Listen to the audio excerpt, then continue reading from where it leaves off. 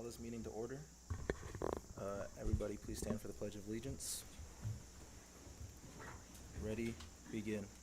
I pledge allegiance to the flag of the United States of America and to the republic for which it stands, one nation, under God, indivisible, with liberty and justice for all. I've asked Joel to tell you guys a little bit about himself. Hello, my name is Joel, and I'm a senior this year. I graduated on the 7th, and the next school year I'm going to be attending Cal Poly Pomona, and I'm going to be studying for my pedagogical kinesiology degree. And then some of the scholarships that I got is one from my local church, Spirit and Truth Worship Center Church. It's the Jamarcus Gilmore Scholarship. And then I got some stuff from financial aid from my school, and pretty excited for the next school year. Also, today's his birthday. Birthday to you, happy birthday to you, happy birthday, dear Joel, happy birthday to you.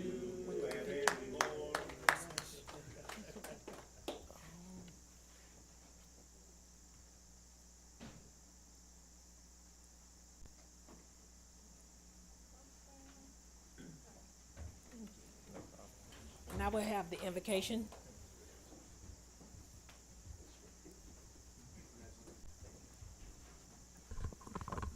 Is this where you'd like me? Yes.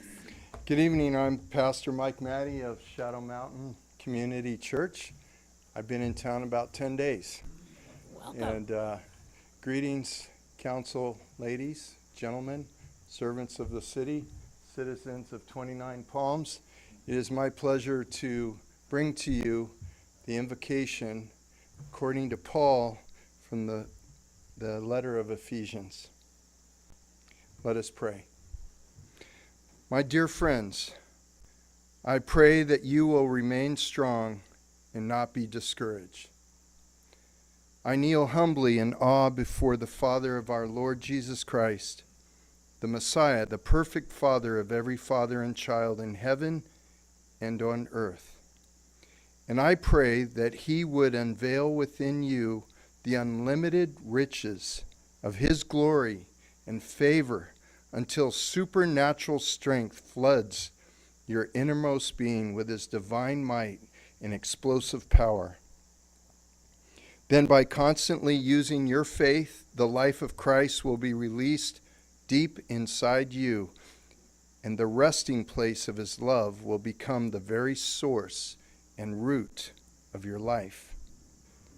Then you will be empowered to discover what every Holy One experiences, the great magnitude of the astonishing love of Christ in all its dimensions. How deeply intimate and far-reaching is this love, how enduring and inclusive it is, endless love beyond measurement that transcends our understanding. This extravagant love pours into you until you are filled to overflowing with the fullness of God. Never doubt God's mighty power to work in you and accomplish all this. He will achieve infinitely more than your greatest request, your most unbelievable dream, and exceed your wildest imagination. He will outdo them all, for his miraculous power constantly energizes you. Now, Father, we offer up to you all glorious praise. It rises from every member of 29 Palms and every generation that has been, is now, and is to come through Jesus Christ, and all that will yet be manifest through time and eternity. Amen. Thank you very much. Thank you.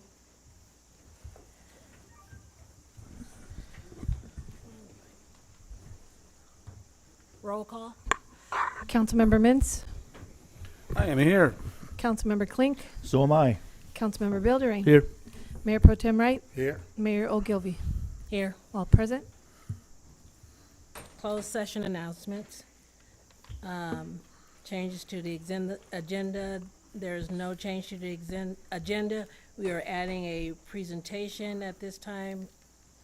And Madam Mayor, just a, Stand corrected. Yes, in closed session, we did review the city manager's evaluation. That's it? Okay. All right. Just 1 second. Got a lot of papers. Announcements. These proceedings may be viewed on demand of the City of 29 Palms website at www.29palms.org. You may also live stream this meeting by going on the city's website by clicking meeting agendas. So we have awards, presentations, appointments, and proclamations. Presentation to the Stewart family.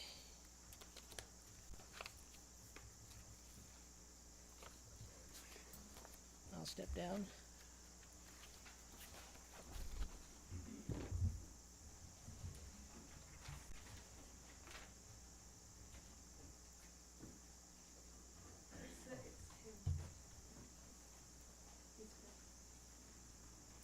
Stewart family? Okay. You're welcome.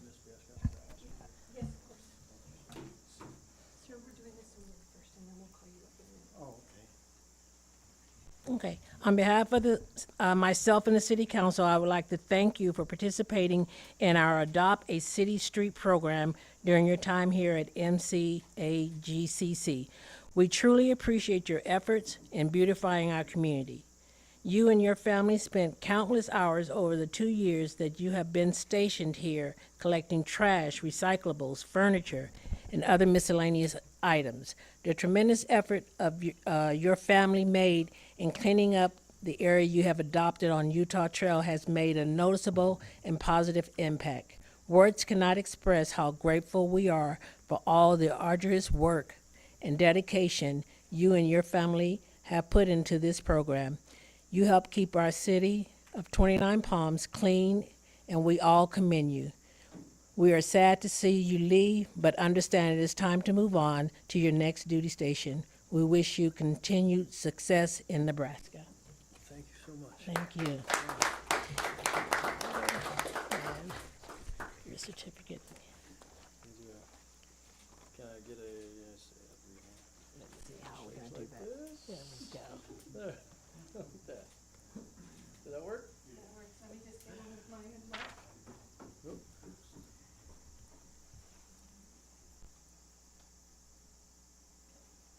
All right. Thank you so much. Can I just address the council Yes, for you a may. moment? So, my family and I are just really grateful, and I wanted to express that for a moment here. We've been in 29 Palms for 3 years now, but this is my fourth, fifth, and sixth year in 29 Palms. We own property here. We feel like a part of this community here, and it does me so much good to see these proceedings, something I haven't had the pleasure to do yet, to see how you honor the state, honor our nation, honor our faith. I'm so blessed by this. So thank you so much for that. Thank you for the opportunity to give back to our community. We truly see this town as ours, and although we have to leave now, we look forward to coming back in the future. So thank you very much.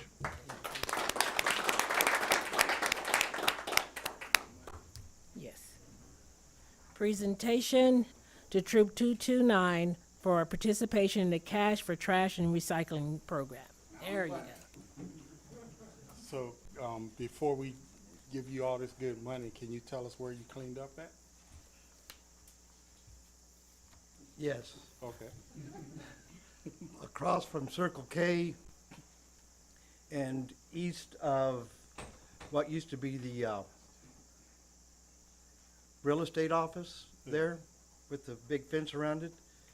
And we saw the lot next door, and the scout said, let's clean that up too. All right. So we did double duty. All right, great, outstanding. Well, so on behalf of Burtech and the city of 29 Palms, I want to present you with this check right here and say thank you very much for helping to keep 29 clean. Thank you. All right. Okay, and I'm just gonna go just a little bit out of order here and do, the proclamation for Juneteenth Independence Day, and we have, Mr. Gary Horn who's gonna accept the presentation.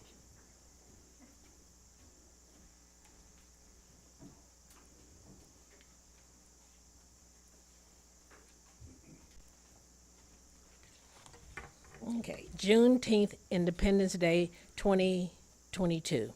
Whereas Juneteenth, also known as Juneteenth Independence Day or Emancipation Day, Emancipation Celebration, and Freedom Day, is the oldest known celebration commemorating the ending of slavery in the United States. It had been celebrated by the black community for over 150 years, and whereas President Abraham Lincoln issued the Emancipation Proclamation on January 1st, 1863, and declared that all persons held as slaves within the rebellious state are and henceforth shall be free, paving the way for passing of the 13th Amendment, which formally abolished slavery in the United States of America, and whereby on this day, June 19th, has special meaning and is called Juneteenth, combining the words of June and 19th.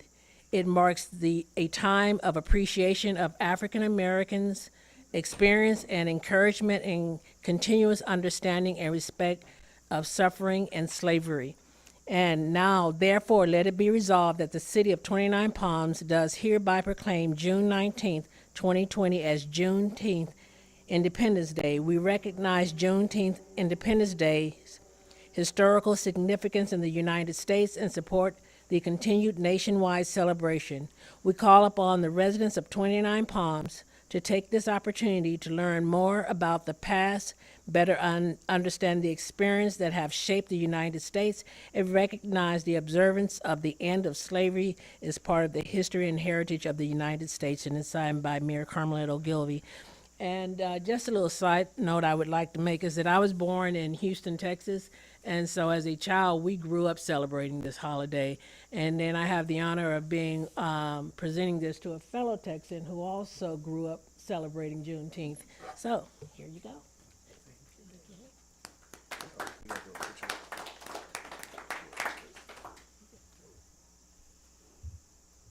Thank you.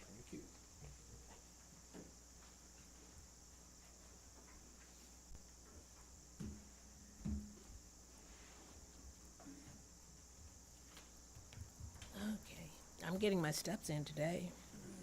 And now we have a presentation proclaiming and celebrating LGBTQ and Pride Month, May month 2022. And we have no one to accept this, correct? Okay, so but I still would read it, it's worth reading. Whereas the city of 29 Palms is a welcoming community, an exceptional place to live, work, and visit. And whereas the city of 29 Palms is strengthened by the diversity of ethnic, cultural, racial, gender, and sexual identities of its residents, all whom contribute to the vibrant character of our city. And whereas the city of 29 Palms has diverse lesbian, gay, bisexual, transgender, queer, questioning, LGBTQ+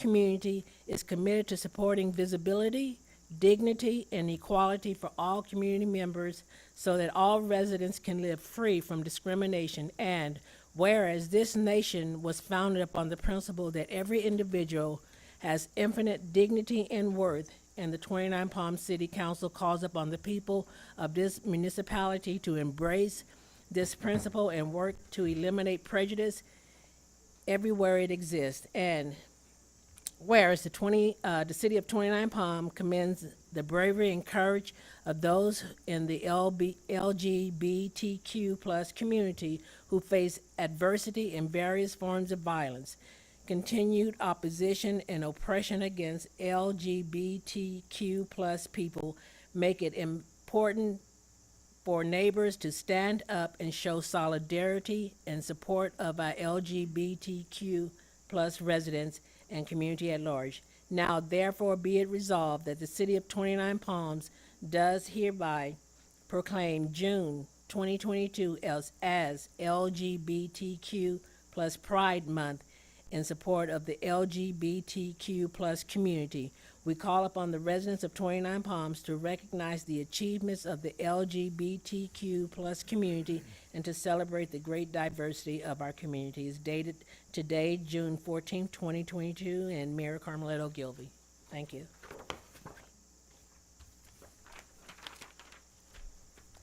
All right, council's comments and reports of meetings attended. We'll start with you, Council Klink. Thank you, Mayor. First of all, I'd like to wish everybody celebrating a birthday in June here in 29 Palms in the Rongo Basin a happy birthday. I went over, attended the Memorial Day celebration over at the 29 Palms Cemetery Monday night, May 31st. It was a well-attended celebration, and I would say probably maybe 150 people there, maybe. That's pretty good for a nighttime celebration. I just want to thank Emily and her board up there at the cemetery. Thank you for putting it on, and they did a great job. And to Joel Daniel, the bagpiper, he is awesome. He did really well up there. He enjoyed himself tremendously. And I can't remember her rank, but Miss Chamberlain had a great speech for the memory of our veterans and Marine and all the military. So I just want to thank them all for a great job, and hopefully more will attend next year. We can have a bigger celebration. They had great desserts there and a really good lemonade. The best lemonade I've tasted in a long time. But that's it. My turn, Madam Mayor? Okay. Yesterday we had our Mojave Desert Air Quality District meeting in Victorville. I let them know that we cut the ribbon for the charging station. They were happy to hear that. The meeting went well. It was for actually like the last meeting we had was most of it was about the budget, which we have to approve in 2 weeks. So I want everyone to know that it's a balanced budget. There's reserves, and they do. I guess what they do is a 22% reserve, which is the norm. That's what I found out. So, and then I also attended the annual CMC golf tournament. It was a fun day. The weather was pretty nice. It was well attended, and that was for proceeds going to the CMC athletic program. So that's all I have. Thank you. I had no meetings since the last meeting. Happy birthday to all the birthdays out there. Congratulations to 2022 graduates, all of them that's graduated this month. And that's it. Thank you. So happy birthday to my wife. Her birthday's on the 24th. So I got it in. I got witnesses. All right.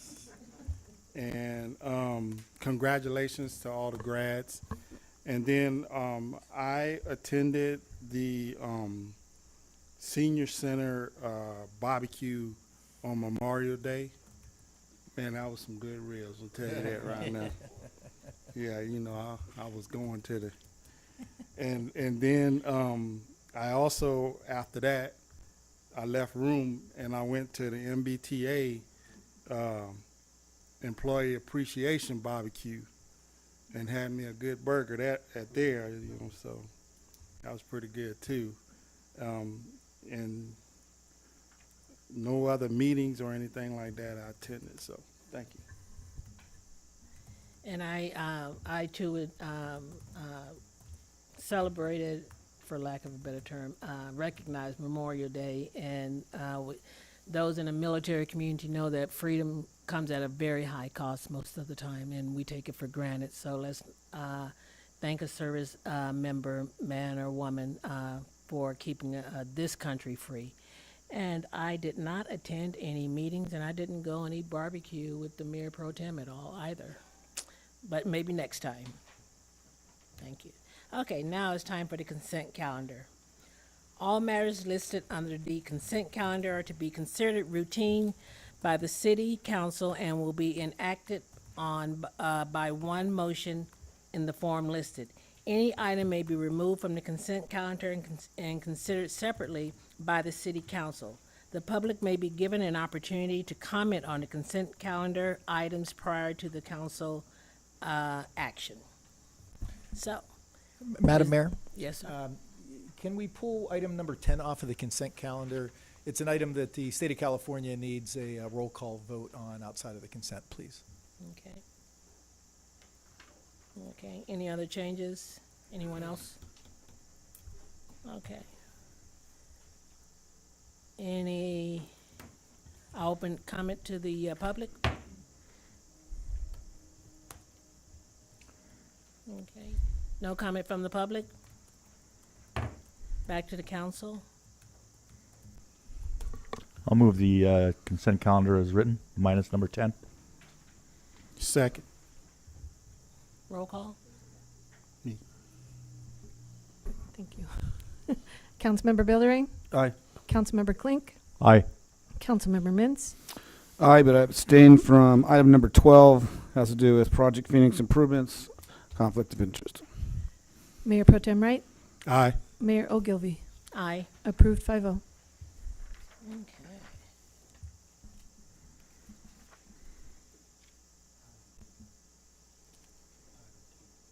Item 10. Okay, so then I need to actually give it to you, Frank? Yeah, please. Okay. Thank you, Madam City Mayor. Manager. So item 10 is a second reading of amendment to our CalPERS retirement program. Typically, in a second reading of any ordinance, we put on a consent calendar. However, this amendment to our CalPERS contract requires a vote of the entire council off of consent. Just by way of background, and first I should say the recommendation from staff is to conduct a second reading of the final ordinance authorizing the amendment to the contract between the city and CalPERS, which is our retirement program, to provide partial service retirement for full-time local miscellaneous members who meet the normal retirement age and service requirements pursuant to Government Code Section 2118, partial service retirement, and authorize the city clerk to sign the certification of final action of the governing board form CON 5, which is attached. So just by way of some background, the first reading of the council, this would just be another tool in our tool belt. It's not a cost to the city, but it allows us to, again, as mentioned, have another tool in our tool belt. Right now, retiree annuitants can come work for the city. They have to separate from the city, and I apologize, I should have the exact time frame, but it's about 120 days, I think. They have to separate, then they can come back and work for the city. They're limited as a 980-hour employee for a year, which is basically 20 hours a week, and that's their limitation. So there's a restriction, they gotta be separated, and they can come back for this. What this allows is kind of a hybrid approach to it. So by way of example, you could say you wanna retire, collect a check for retirement, 50%. So you can get a 50% check, but you wanna work 50%. Maybe you wanna collect a retirement check for 60% and you wanna work 40%. So it gives you that option, gives us an option from a tool in our tool belt for employees that want to retire but still work. So that concludes my staff report, and I'd be happy to answer any questions. Okay, any questions from? And there's not the 120-day wait You do it immediately. immediately. I'll make a motion that we approve the second reading of the final ordinance authorizing the amendment contract with California CalPERS to provide partial service retirement for the miscellaneous retirement group. Second. Roll call?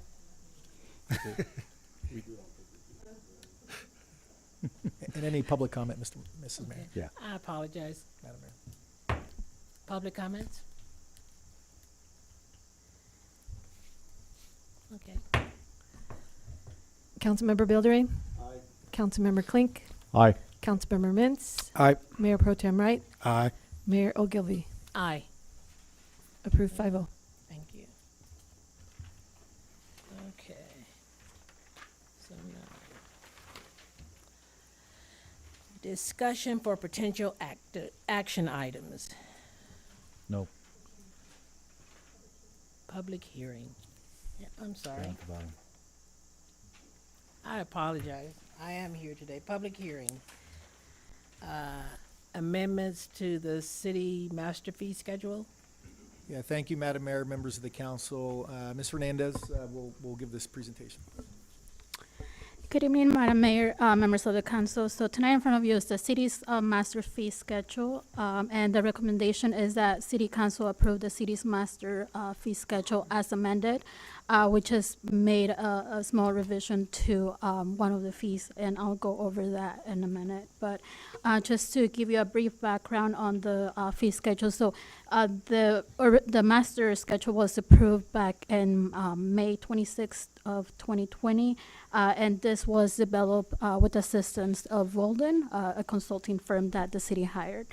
And the fee schedule, the fees reflect the city's actual and reasonable cost, so there's no revenue, it's just the cost recovery. All those fees are just cost recovery. And just to keep up with inflation, we added a CPI increase of 6.9% to all of the fees except for state and county mandated fees. We cannot adjust those fees. Those are already set fees. We also didn't include add CPI to the sewer fees, rental fees for the community center, and the vehicle tow fees. And those are like the sewer fee that was just approved last year, and that one we'll be bringing an amended fee, I believe next year. Yeah. So yeah, those fees will not include that 6.9%. And the fees highlighted throughout the schedule, and there's not that many changes, but the fees highlighted in the schedule will be either added or removed from the master schedule. We'll start with the fees that will be added. Like I said, the sewer fee, that one was approved in 2020, but we didn't include it. That's on page 3. Actually, on the Frank, on the fee schedule that I included on the desktop, it has the page numbers. I don't think that one includes that. But and council members, you also have the fee schedules on your desk. So if you look at page 3, we added the sewer fee for $35.09 per equivalent dwelling unit. Like I said, that was the fees were approved back in February of 2021. But they were not included in the prior fee schedule, so we're just adding them now.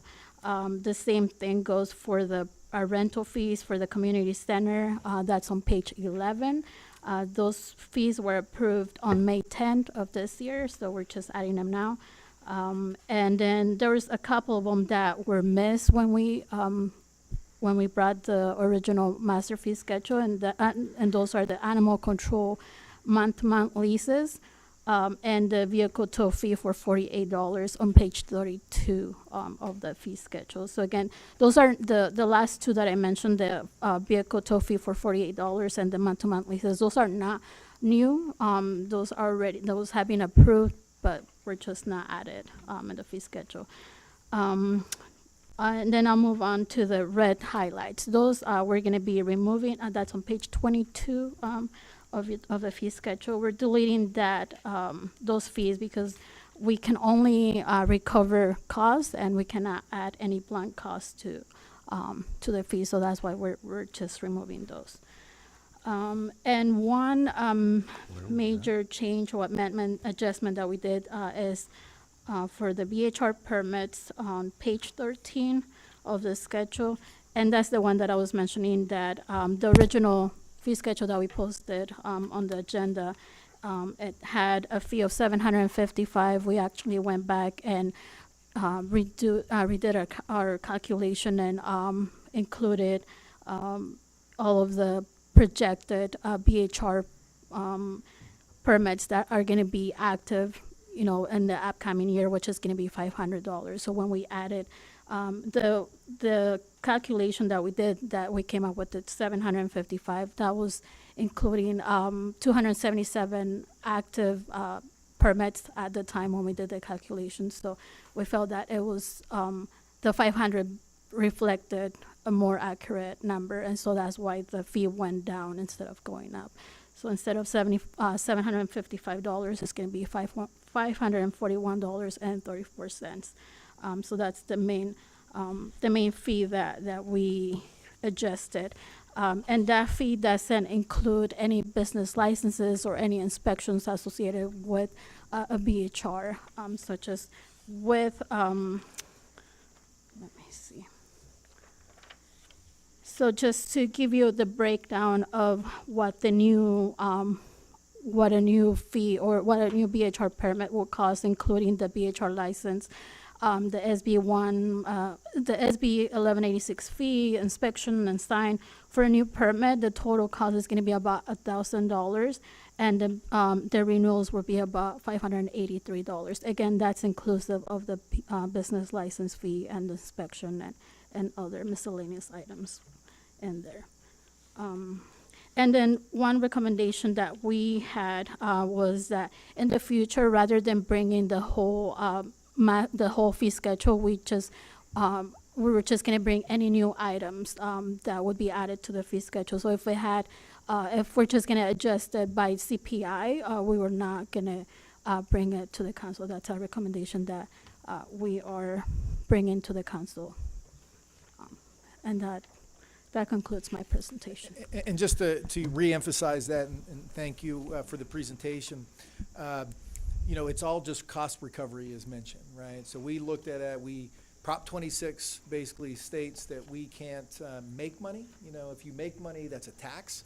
All we could do is recover costs. So we looked at Mr. Clark and his department, from community development, from code enforcement planning, to community development director, from front desk to finance, to myself, to code enforcement,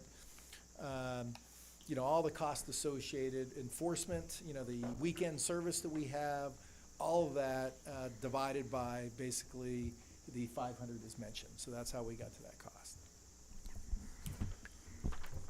Any questions from the council? Has that towing thing always been $48?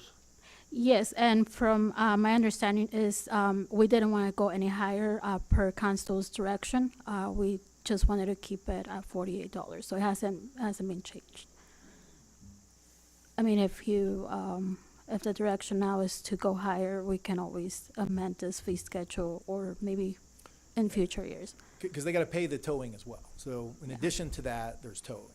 So they'll pay, whatever the dollar amount is at the tow yard. So that is just the administrative fee.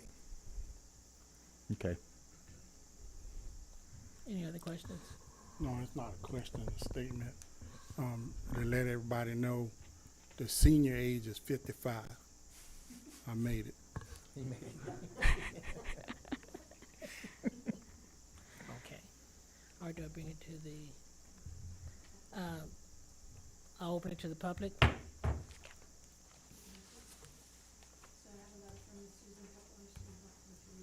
Sure. No.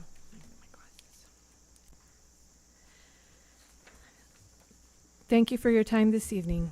It is to be expected that our fee schedule requires increases from time to time, and VHR license fees are not immune to reasonable increase. However, determining costs by including expenses that aren't specific to VHRs is a concern. Before assessing a 400% increase in first-time fees and renewals, please consider the following. The cost of tracking down unpermitted VHRs should not be the burden of those in compliance. Doing so is a bit like having your vehicle registration pay for the speeding tickets of others. Compliance hotline. It has already been established by city staff that roughly 4 calls were associated with VHRs over the 6-month pilot program. It was determined by the city council that the renewal of the security contract was to provide other security needs within the city, including, but not limited to, graffiti and presence at Freedom Plaza.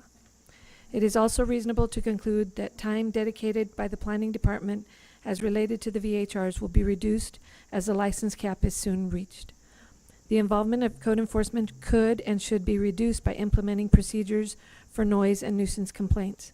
The settling of protocols for community members to follow for effective action rather than contacting code enforcement should be of high priority for the council.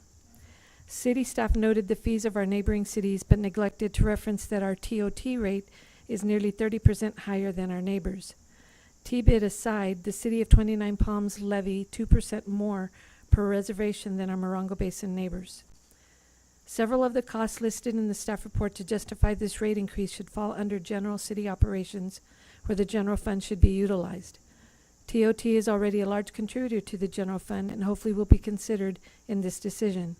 I hope these points will show that the inclusion of services that are not specific or wholly associated with VHRs is a bit of double dipping.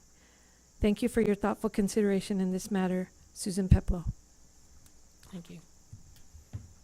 Anyone else from the audience? Okay. I bring it back to the council. So on that, when I saw $755 from $143, I just went, what? What are we doing?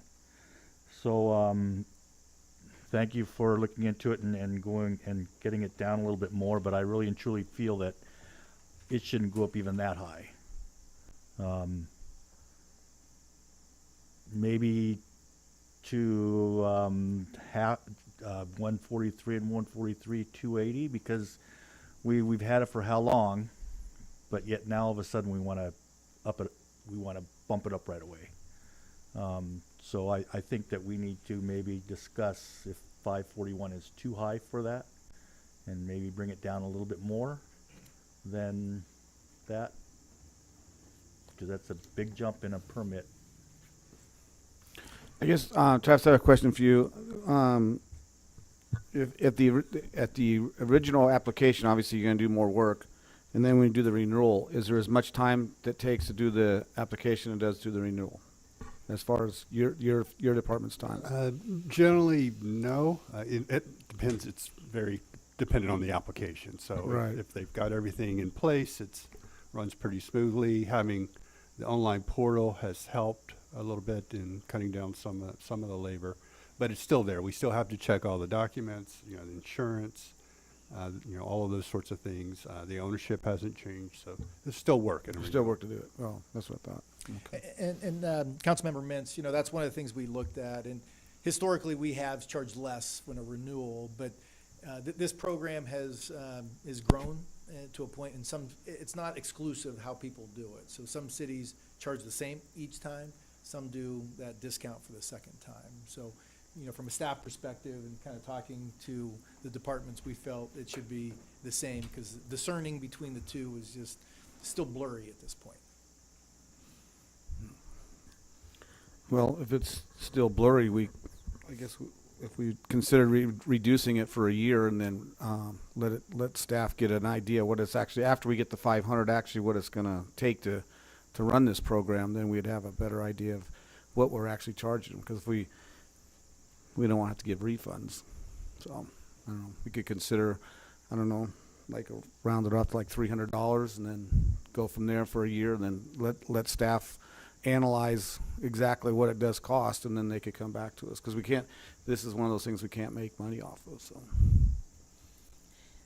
Is there a rationale to why it went from one price to another? In other words, does it equate the man hours that's put into the work? Yeah, so the entire fee schedule, and what you don't see in the back end, is referenced with Wildan. We had a consultant do it. So part of what we need to have is some background. So if somebody came and said, well, why are you charging $75 for whatever? We have to have an administrative record that kind of says, okay, it costs, 0.75 hours of a planning tech to do this, a code enforcement 0.3 hours. So we have all that background to do that. So I can't comment. When I first started is when VHRs came about, and I think probably there was a feeling that it wasn't going to be as administratively burdensome it is today. So that's why it probably was a lot less than it is. But we went through that same gyration of asking each of the departments of what it costs to process, and that's how we came up with that amount. Council can always go less than that amount, because in some cases, by way of example, recreations, yes, you can't recover everything from the customer, and the general fund does subsidize. So that definitely happens, right? And the council can make that choice. You just can't charge more than it costs. So then what the projected cost may be is, we could be looking at man hours and how labor intensive it is to go through the application process.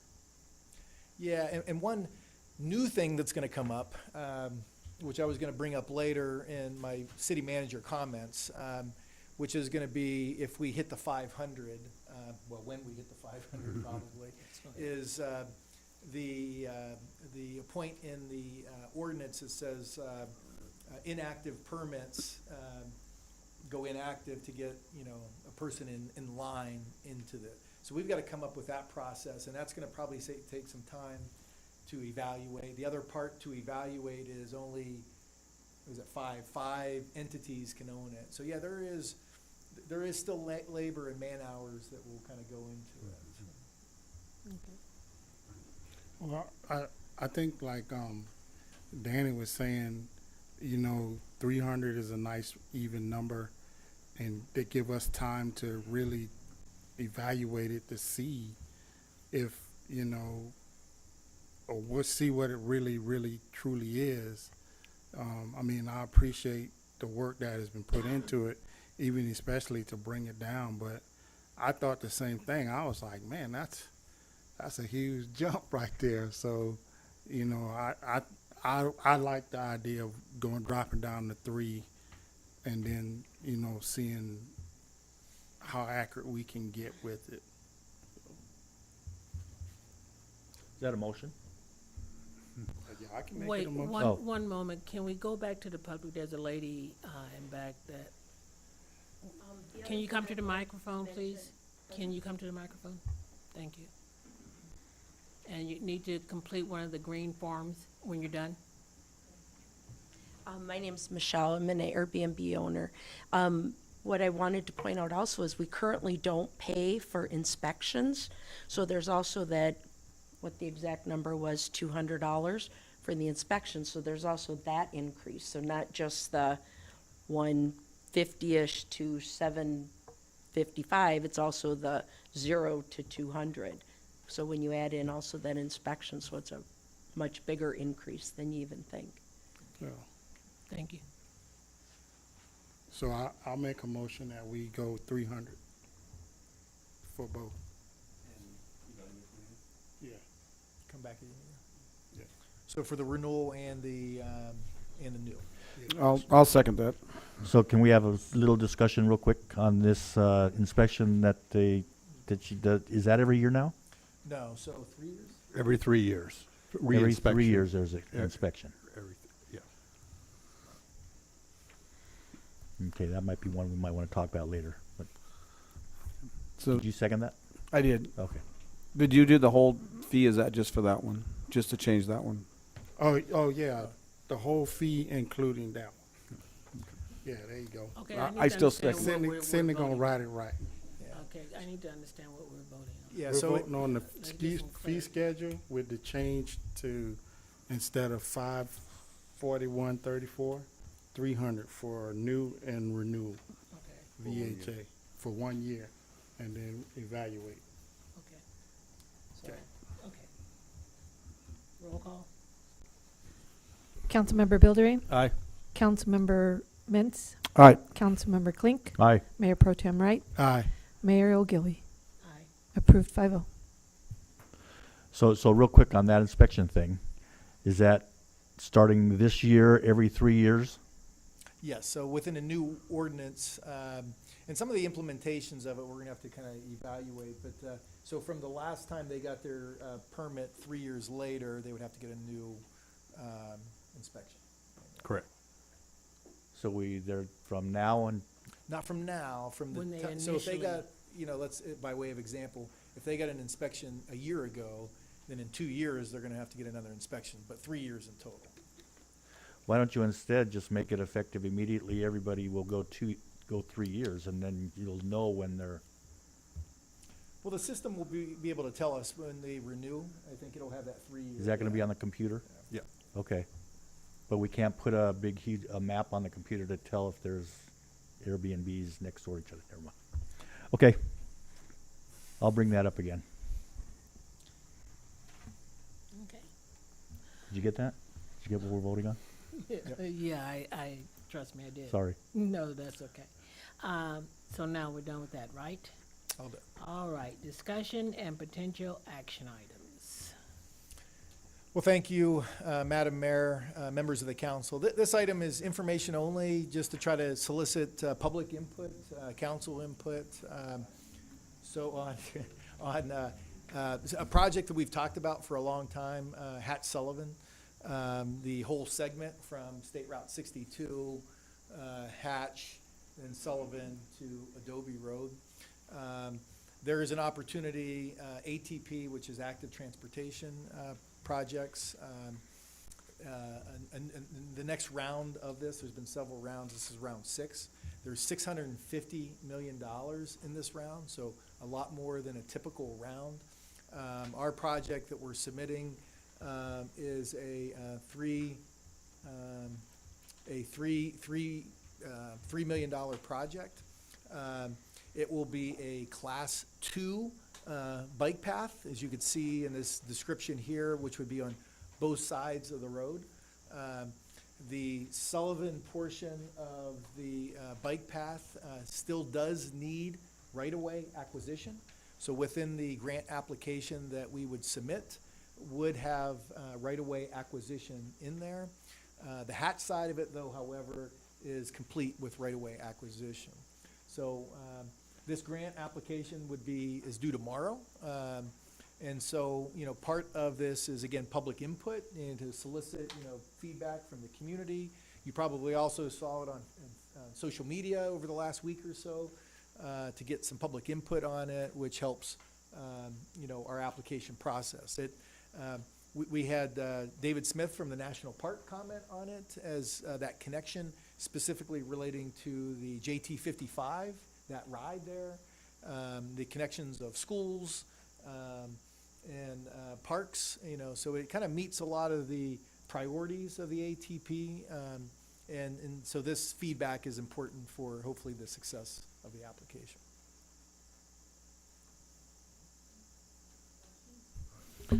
I have no question. I have to comment. Well, obviously, what he just related to is the route, the 55 Route 55 bike ride. Palm Springs, when they do theirs, they make $1 million in one day just getting the bike riders there, and that doesn't even count how much they make off all the people who actually visit there. And obviously, it's the more bike paths we have that connect the whole city, it's going to be for the alternate transportation, so people don't have to use their cars much. So, I think this would be a great project if we can get that much money for it. That'd be great. Yeah, I agree. More bike paths, closer we get to Mesquite Springs. I like Hopefully. the bike paths, but can we not show pictures like this? Because The green grass? yes, because they could be, where's the green grass and all the stuff that's in the picture? That's where we're gonna get back all the positives, and I'm gonna talk about why does it look like the picture. So let's just show the rule what's really gonna look like. Yes. And I echo what the council members have said about, this being a good thing to do, because being present at JT 55 was amazing to see all the cyclists, and we're just beginning to just tap the tip of the iceberg on this. Do we open to the public on this? Okay, so any other questions from the council? Did you fill out a form, sir? No, I haven't. Okay, then you can go ahead and speak and then give us one afterwards. So I open it to the public. I'm not sure if anybody on the city council, my name's Ted Wright, and I'm a resident. I'm not sure if anybody on the city council is familiar with the Morongo Basin Active Transportation Plan that seems to have sort of disappeared. In 2017, it was a big deal, and I haven't heard one iota from it for 5 yees. So I don't know, is this part of that? It is. This project is on that. Okay, are we doing, is this, can I pass this out to the city council? Because it seems like I called the city, nobody seems to know anything about this particular plan. I've called the county, nobody there seems to know anything about this plan. And I'm a cyclist, and I'm sure there are people who think, well, how many cyclists are there out here anyway? And well, because the roads are so unsafe, there's probably not many, you know.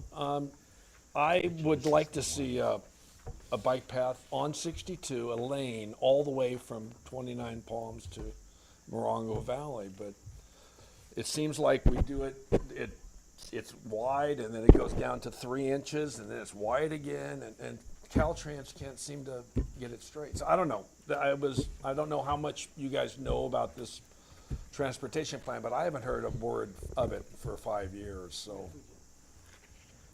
Yeah, just great comment. Just to inform the council, yeah, that, I can't remember the year, and it probably was 5 years ago. It was 2017, Yeah, and that, probably longer. So the entire Morongo Basin kind of came together for this plan. You know, SBCTA kind of took the lead on it, and we actually, this is, number one was the Channel Trail, right, which we Right. accomplished, or we're going to accomplish. We'll talk about that very shortly.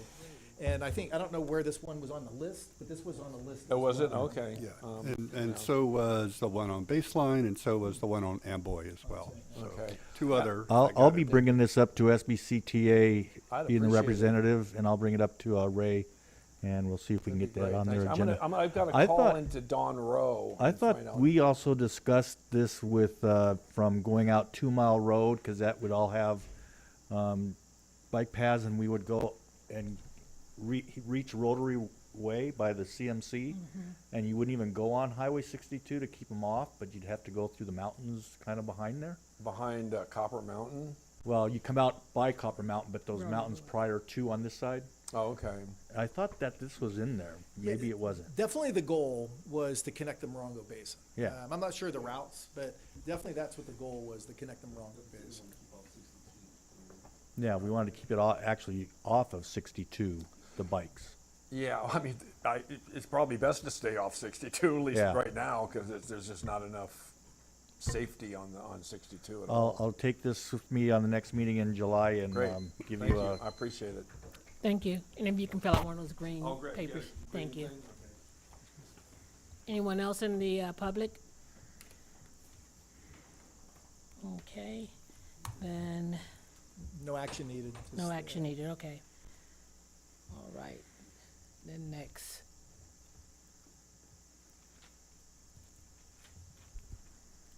The award 29 Palms Channel Trail construction contract. Yeah, well, perfect segue.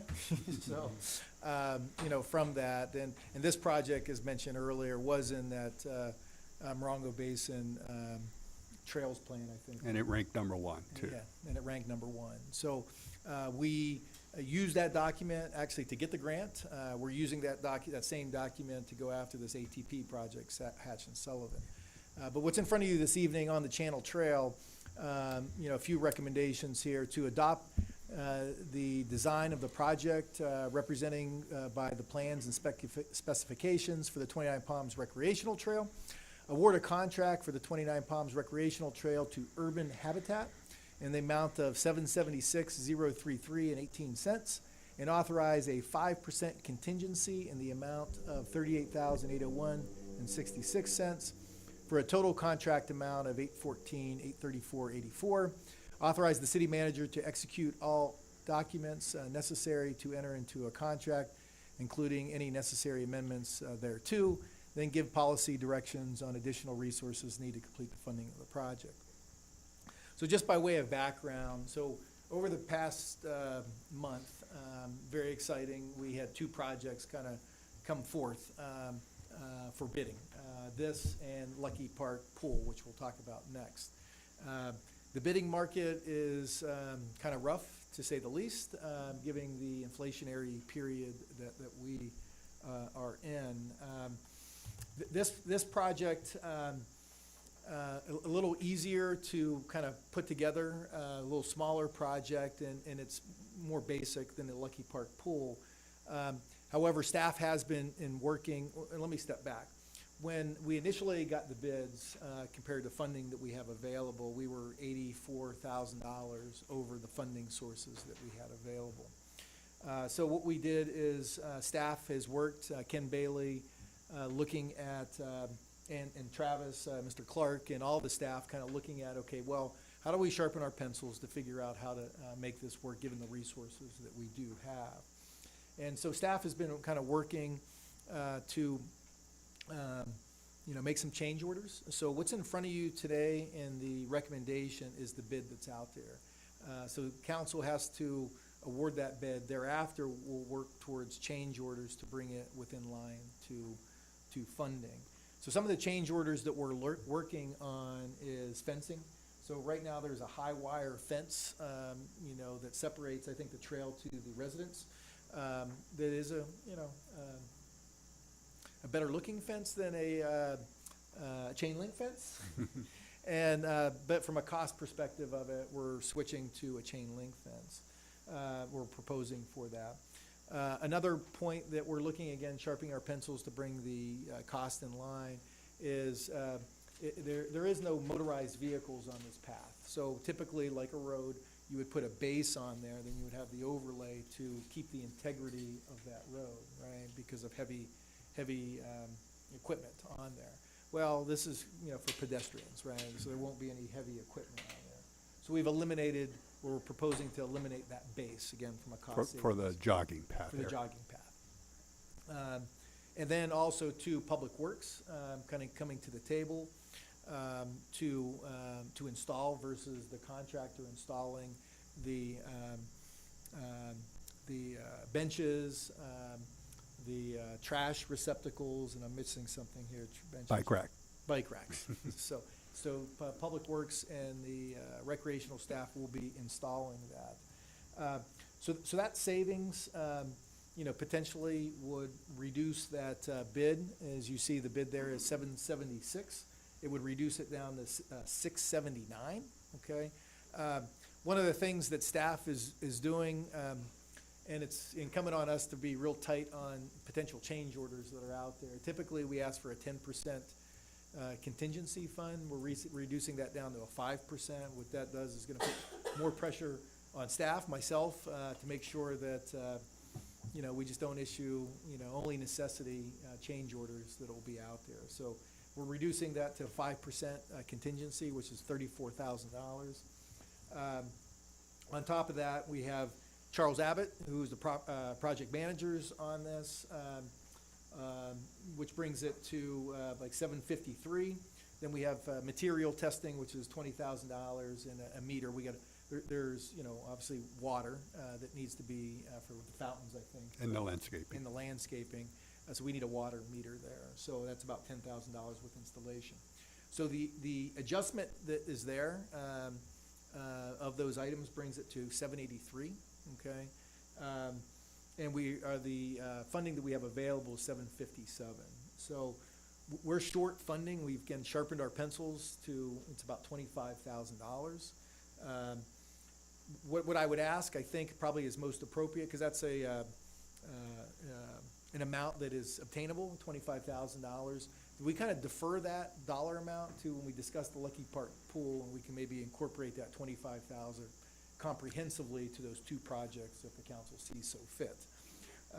So again, going back to, and I should probably describe the project real quick for those who are not aware of it. So this Channel Trail is a project that has been funded by Prop 68. So that amount for construction that maybe I mentioned or didn't mention was, is $757,000. So that's the amount that's funded through construction. There was dollars over and above that for design, but that's the construction amount. And that was funded by Prop 68. And that was the Channel Trail as described, which is from Split Rock Avenue to Adobe Road along the Channel Trail there. So again, going back to the recommendations from staff is again to adopt the design and project as presented. Award the contract. You still need to award the contract to Urban Habitat.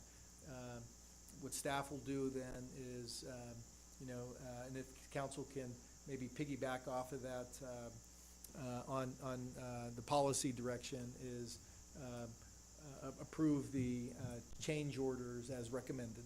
Okay, those three that I mentioned. authorize the city manager to execute all documents necessary to enter into a contract, including any necessary amendments thereto. So those are the background to the project, kind of where we're at. Again, in summary, it is over budget, but I think we've, again, sharpened our pencil, looked at some areas to bring it down to ultimately $25,000. Still over budget, and defer that to the comprehensive discussion that we have next with the Lucky Park Pool. So I can't Questions? I can't ask my question. Absolutely. Yeah, the 25,000 is just gonna be deferred to later, but you still need to vote on this topic and approve it and everything else. Well, my question is about the 25,000. Okay. So wait till later. You could ask it now, or you could even, make the motion on this item as well. Well, so in reference to the contingency, Yeah, the contingency is 34. correct. Ain't that covers the 25,000, right? In theory, right? I mean, but change orders do happen, right? I mean, ideally, we're gonna work hard and try, but change orders do happen. So, but in theory, you're right. If we don't have any change orders, or they're 25,000 and less, then there's no overage or underage. Any other questions? Okay. Opening to the public?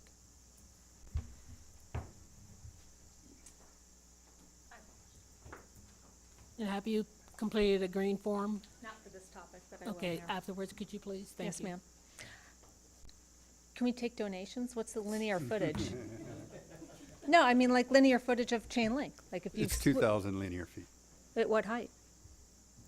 Oh, The height of the oh, chain I'm link? sorry, I thought you meant the length of I the- meant that, I meant linear, and now I I'm think talking, the no, fence switch to portion is horizontal. 600. But what we're doing is we're filling in the gaps. There's a lot of fence already out there on private property, but there's areas where it's open, and we're trying to fill in the gaps so it's a fence all the way along the trail. So if we have, it doesn't have to be contiguous then, right? Like it can be spaced out. So if you've got 1,000 linear feet of chain link, that's how tall? 5 feet, 6 6 feet. 6 feet? Would the city accept rolled donations of chain link? People take it down all the time. Just a question.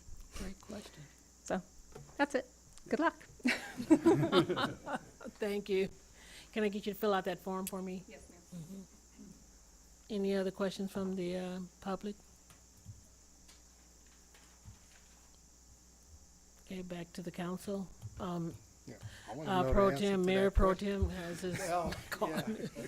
Travis and I were like looking at each other. Well, short answer depends on the quality. So actually, when we were going through this, somebody offered donating chain link fence from a tennis court that was being remodeled, and it turns out the quality was not that good. So Okay, so it has to be quality. it because has to then be it quality, become a meet the specs.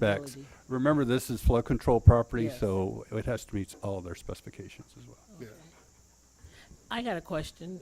What is the cost savings from the other fence that you and I discussed to the chain link fence? And then what is the, lifespan of that? Because I know I have chain link, and I'm thinking the other proposed fencing is a lot more durable and will last longer.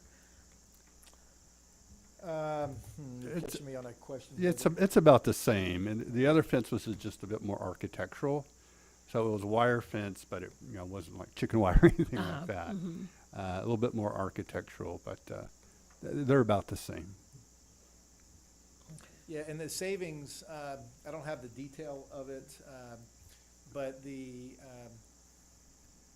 gosh, it was like $80,000, reduction of costs. So there were some additions and some reductions, and one addition I forgot to mention actually was because Larry Bowden and the Simi Dava Foundation, I think, they're donating a sculpture, and one of the things we had to do is get a base there. So the Urban Habitat or is willing. We need to do a change order, but reducing the fence, letting Public Works install that equipment we talked about. But one addition was the pad. And again, going back to I'll just do the quick math here, and I apologize, I didn't have it here in front of me. But the accumulation of all of those was, bear with me here for a second, because the new bid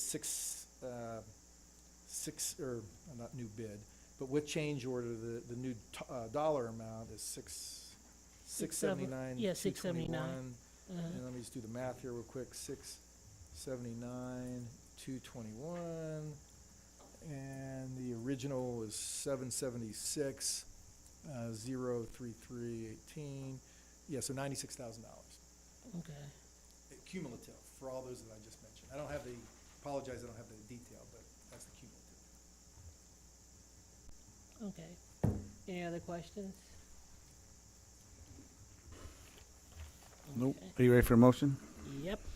Well, I'll make a motion that we adopt a design and project represented by the plans and specifications for the Twine Palms Recreation Trail, award a contract for the city Twine Palms Recreation Trail to Urban Habitat in the amount of $77,033.18 and authorize a 5% contingency with the total amount of $814,834.84. Authorize the city manager to execute all documents necessary to enter the contract, including any necessary amendments there. Give policy direction, well, for the funding of the project. Yeah, so number 4, we'll kind of defer to the next one coming up to 25.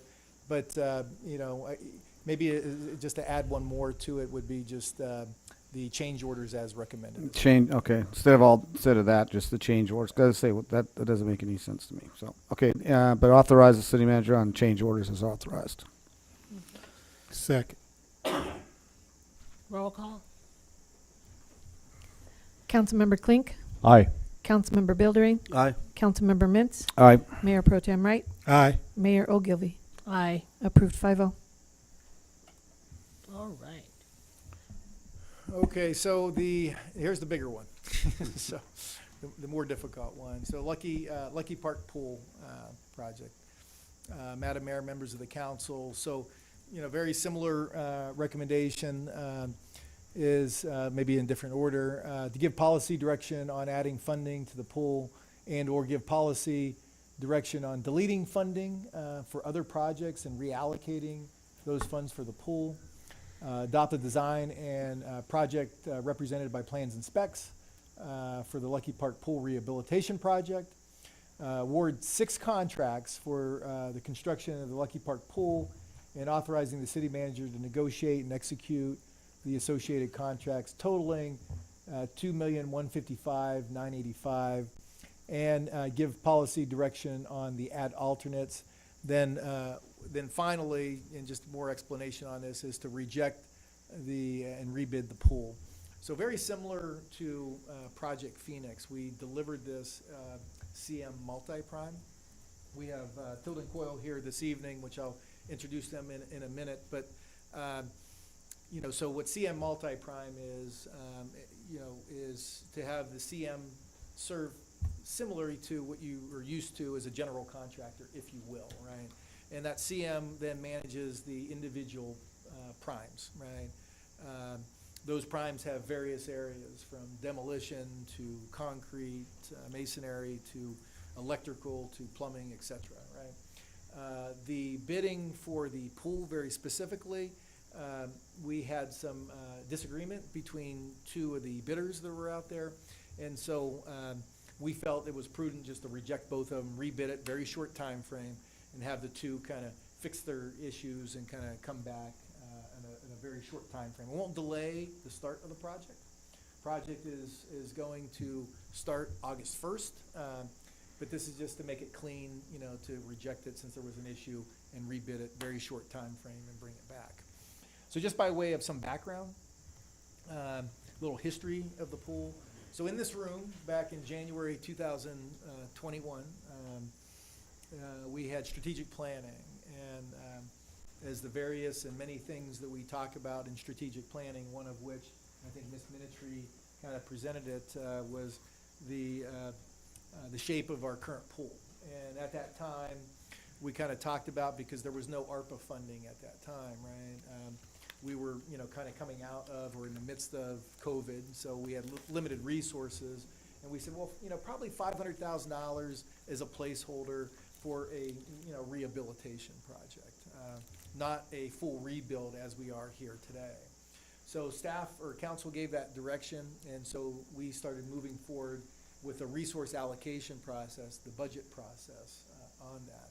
So we carried that forward, and several months later, President Biden came out with the American Recovery Act, right, ARPA, and that funding source was $6.2 million in total that came to the city. So during that budgeting process, we talked through that with the council and actually expanded the scope of the project, full rebuild, right? Demolition and full rebuild. So at that time, we said, well, it's a bigger project than just typically when staff does a rehabilitation project, as Larry Bowden used to tell me in the past, he and Public Works used to kind of redo it, right? Like the senior center, what have you. But this became bigger than what we could do. So the success that we had with Project Phoenix, with Holt Architecture and Tilden Coyle, we brought them on as the team to design it and to construct it, to be the construction managers to construct it. So we brought on Holt. I think it was, and I took my note on it, might have to go off of memory here. No, it was September of last year we brought on Holt. And so after the budget was passed, we brought on September to design it. Then shortly thereafter, in November, we brought on Tilden Coyle to manage it. So at that time, Holt, had a month or two in front of Tilden, and they came out with their estimate concept. I see Bryant back there nodding his head because we were kind of going back as far as the steps in the process. So the concept that we had, what Tilden does, and Bryant will talk a little bit more about it. Thought that based on, high level looking at the project, again, they just came on, and this was in December, that it was going to be about $3.8 million. And then fast forwarding on it, when was it? In March, when Tilden or when Holt Architecture finished all their design. Now what Tilden Coyle can do is kind of look at the final design, count, and go to the contractors and kind of see what the market is bearing. Now, again, Brian will talk to you about this current market that we're in is just not normal, right? And so this has been a challenging market to kind of pinpoint these things on. We were, right on target with Project Phoenix. This, given the market that we were in, was a little challenging. So when we came back to the council in March of this, several months ago, 3 months or so ago, we felt it was going to be at $4.8 million because that was at full design. And in the midst of all this, on several occasions, back in December being one of them, that's when we added the slide. So it wasn't just like cost increases, but it was adding scope. So we added the slide, we added the cool deck back in December. Then in March, the estimate came out at $4.8 million. Partially there was we added the gutter system to the pool, right? And the associated costs with the gutter system. And so that came out to $4.8 million. Then finally, we bid it out. And as mentioned with the Channel Trail, they were within a week of each other, so we bid them out. Now we're going to have the real numbers. We put them out on the street. Unfortunately, when it came back at $6.2 million. And that's the real cost in cumulative, both hard and soft costs, including the pool for the project. So that's just a little history and the background of it. What I'm going to do is call Brian up just to kind of talk a little bit more, expand upon it, and talk about the current market. And actually call Kim Mueller, which is our pool designer, and the council has any questions for him as well. So city council members, Madam Mayor, Mayor Pro Tem, thank you for having me here tonight. So as Frank mentioned, there's different steps in our estimating process, right? When we come on board, we speak with client, speak with the owner, end user to understand what it is that they want. That's an initial early estimate. That's what we call a conceptual estimate. Big picture, square foot cost, size of pool, type of building, and so forth. As the design progresses, there are different types of estimates that can be done. Schematic design, design development. In this scenario, we went straight to a construction estimate, construction document estimate within those 2 months. As Frank mentioned, that's when we can count. We can do an estimate on what is actually on the drawings and what the final design is. At that time, there's two different ways you can do it. You can do it with the unit costs, which is passed on our past experience and database, or you can go out to contractors and reach out for real source, real life data, which is what we did in this scenario. We reached out to the major trades, the pool, concrete, different vendors who, hey, based on current market conditions, where are we at? And so that was our March or end of February, early March estimate that we had. So we did 2 estimates on the project. What we saw with the bid results, I think it's a reflection and confirmation of what we're seeing in the industry. In the industry, not only worldwide, nationwide, we're seeing just a huge price increases in all sectors, fueled by inflation, fueled by record oil prices, the material supply chain crisis that we've been going through since the middle of the pandemic, and now we're still not out of that just yet. And then the saturation of work in the market. There's so much work out there right now.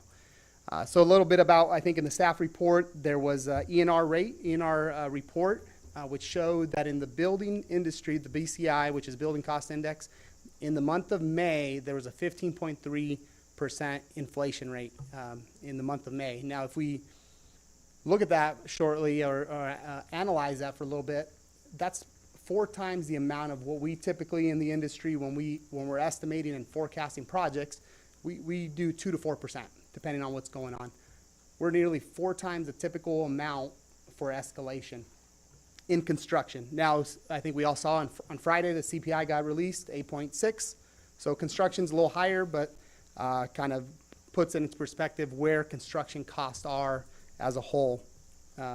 Oil increases. I think we all feel the pain every day we're at the pump, right? $6.50 a gallon, depends where you're at here in California.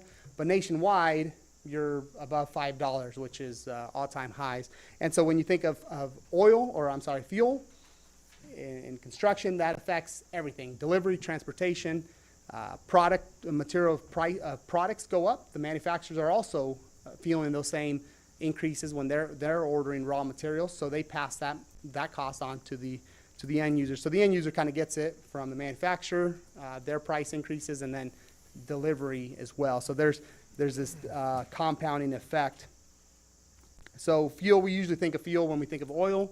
We also think of oil, any petroleum-based products, so PVC, piping, all your infrastructure for a building, for your pool, all is impacted by the same increases. A little bit about the material chain, supply chain crisis. So we saw in the middle of COVID, plants shut down or downsized, while demand and construction continued to ramp up and exponentially at that. So the manufacturing never really caught up and never really has caught up since then, and we're experiencing that today. And what that does is it makes material prices very volatile. They fluctuate so much, and the manufacturers are covering themselves and increasing prices to carry that contingency in the supply chain. And then we talked saturation of work. So there's so much work right now out there. So a huge demand. And what that's done, so there's, when we think back to the middle of COVID, trades were looking for backlog. They were very concerned about, hey, I need to secure my work, need to secure my backlog. We called that the COVID discount because it increased our competition. Now we're past a lot of that. Trades are a lot more selective in the work, so the supply is lower, so just your normal supply and demand structure that we've seen. So just kind of a perfect storm, if you will, of what we're seeing out there right now, and we forecast that it'll continue that way for the time being. And council, I was, thank you, Ryan, I was remiss on calling Ken Moeller. He's our pool consultant, just in case council has any questions for him. So let me put him on the call here, and I'll move on once he gets on the call.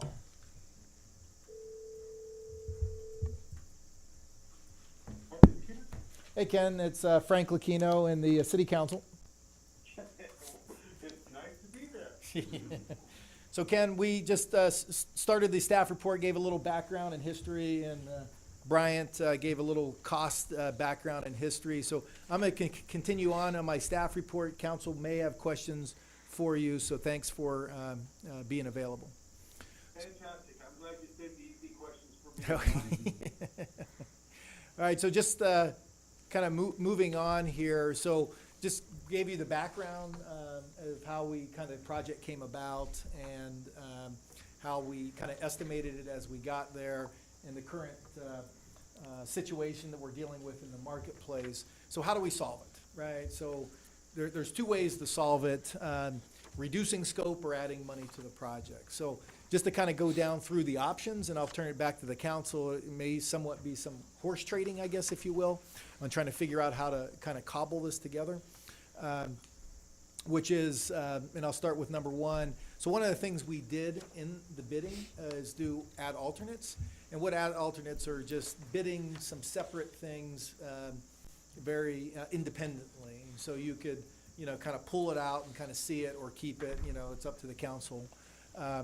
But add alternate one, which is the water slide that was added, that was $190,000. Add alternate two was the deck coating that we talked about, the cool deck, if you will. That was $169,000. Then the alternate number three was painting the building. That was, again, approximately, I'm around here, $37,000. That's the building that currently exists. And kind of working through the process, I know Ms. Minitry and we were all looking at it. We have a nice brand new pool. We probably should kind of spruce up the building. So that's the add alternates that were bid out separately. Separate from that, what staff did is, okay, those are the things that people would see, if you will, right? Those would, the public would, those are more dramatic things. But there were some value engineering that potentially we could do to reduce the cost that people wouldn't see, that would have little impact. We're just running down through these. So very similar to what we talked about with the bike path or the channel trail. Is to eliminate the base. I know, talking to Ms. Minitry, the current deck there, which does not have a base, it's kind of held up pretty well. They really don't have any heavy equipment that goes on the deck, potentially sometimes to change a light, but, very infrequently. So we could, reduce that base, and that was a savings of $35,000. The second one is the platform. So within the bid price, we all see in competition swimming, when you're on a platform and you dive in the pool, right? So we had, we bid out new platforms because these new platforms kind of connected to the infrastructure that we do have. There is current platforms that are there that may need to be modified a bit to connect to the infrastructure, but they have platforms. The school recreations doesn't use those platforms. That's all for competition swimming for the high school, and that is $22,000 for those platforms. Eliminate lane lines and reels. So we have those. Again, we bid those out for new, since we're having a new pool, but there are lane lines and reels. I mean, the pool is just a tad bit longer, but there are lane line and reels. So, and again, that is used not for recreation, but for competition swimming. Alternative regenerative filter, and this may be the question that you have for Ken ultimately, but it called out a certain brand in the bid specs, and an alternative brand which has saving capability, we wouldn't lose anything, was $30,000 cheaper. The pool heater, we use the pool heater very infrequently, I think early part of the year, maybe in February-ish. It works, and I think it doesn't look very good, but it works. And we can continue with that. And all of these items can be always added later, right? It could be a capital improvement project at some point in time. But if we eliminate that heater, that was $60,000. Backstroke flag, same thing. There are some, and it's $4,000 we could eliminate. Safety maintenance equipment. We were getting new equipment that was out there for maintenance, but we have equipment, so we could eliminate that, and that was $5,000. Then, as far as the restroom, so if you visualize the building just to the left or the north of the building, we were adding new restrooms there that were 2 restrooms that we can cut in half actually, and it would still accomplish ADA requirements, and that would save about $100,000. Where we at? So remove restroom. So those were all the items to change scope. Okay. Then there's a flip side of this, right? So the other side of this is to add resources, right? Some of the options to add resources is to, within the budget that we'll be discussing here very shortly, we have $1 million out there for the Lucky Park poles, the light poles. It's a safety project. Those are old wood poles that we need to replace. That is a placeholder. I want to be real explicit, very similar to the pool rehabilitation project that we talked about, $500,000. This is a placeholder, right? This is a placeholder for dollar amount that we're looking for steel poles, but wood poles are cheaper. And maybe we can not change as many poles. So you potentially could reduce and or eliminate that $1 million and reallocate it to the pool. $700,000 we have for the animal shelter. Our animal shelter is old. It needs repair work. Very similar to the problem that we're having, with Project Phoenix. And not Project Phoenix, got Project Phoenix on the mind. To the Lucky Park pool rehabilitation. If you compare that bidding environment to this bidding, we have 1 or 2 per trade that bid here, maybe 3 at the most. Project Phoenix, when we were bidding it, we had probably per trade, 10 or 15? Yeah, we were. So, more people bid, better pricing, and it's tough to find somebody to do the animal shelter. And again, it doesn't diminish the need for the animal shelter, and we need that, but that's been a challenge that we've had of trying to find contractors that would work on it.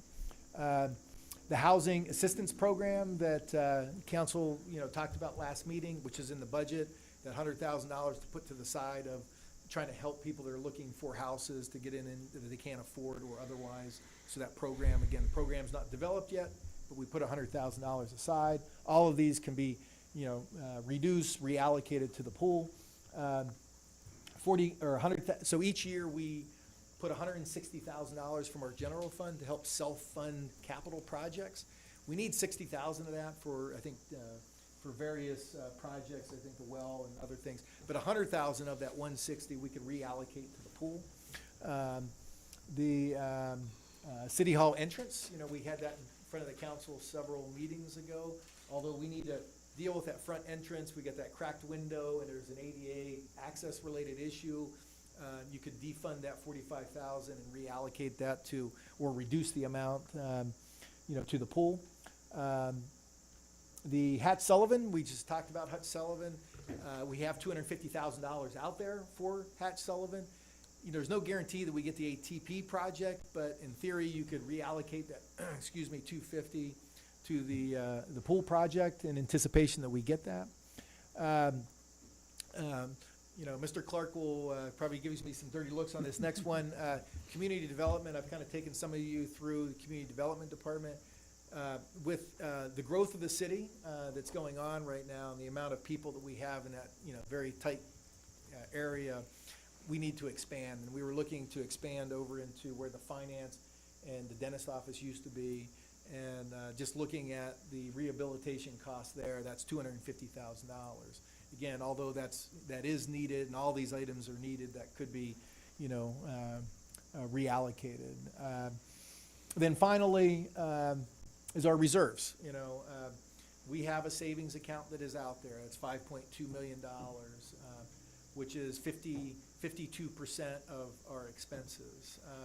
You could reallocate some dollars out of your savings account, if you will, for this project.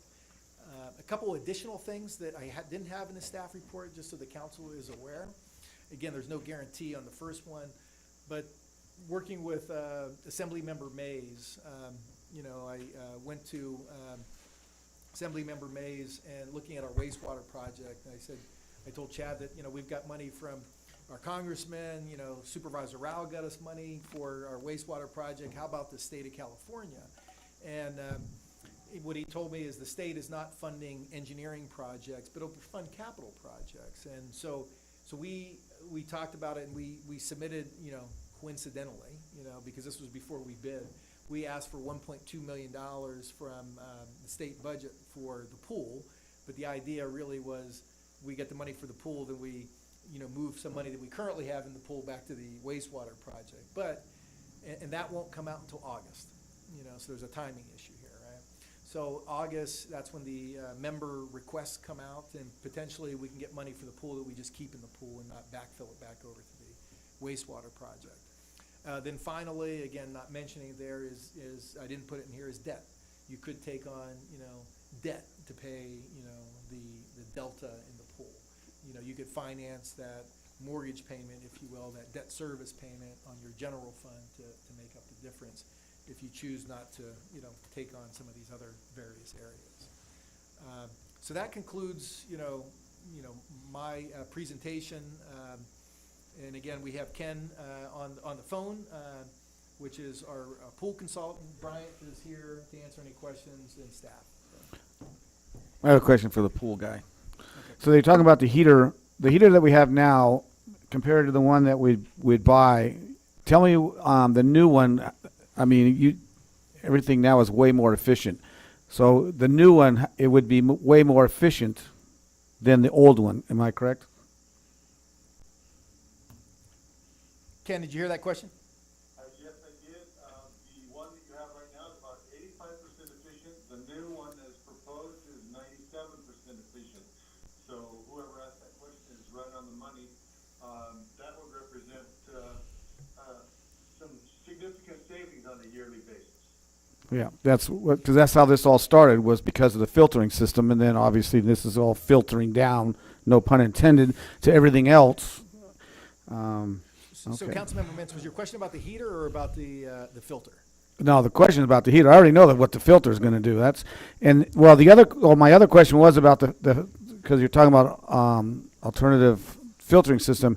So this $30,000, and that's a name thing, or is it over a long period of time with the one that costs $30,000 more? Would it be more efficient with everything, both maintenance, electricity, and usability for the staff? From the material that I reviewed, the filters are very similar. They're both regenerative perlite filters, and that means that they filter out even the smallest of particles. They both work in substantially the same manner. They have tentacles that coat themselves with the perlite, just like the old VE systems used to do. And what I like about both is that they both conserve water.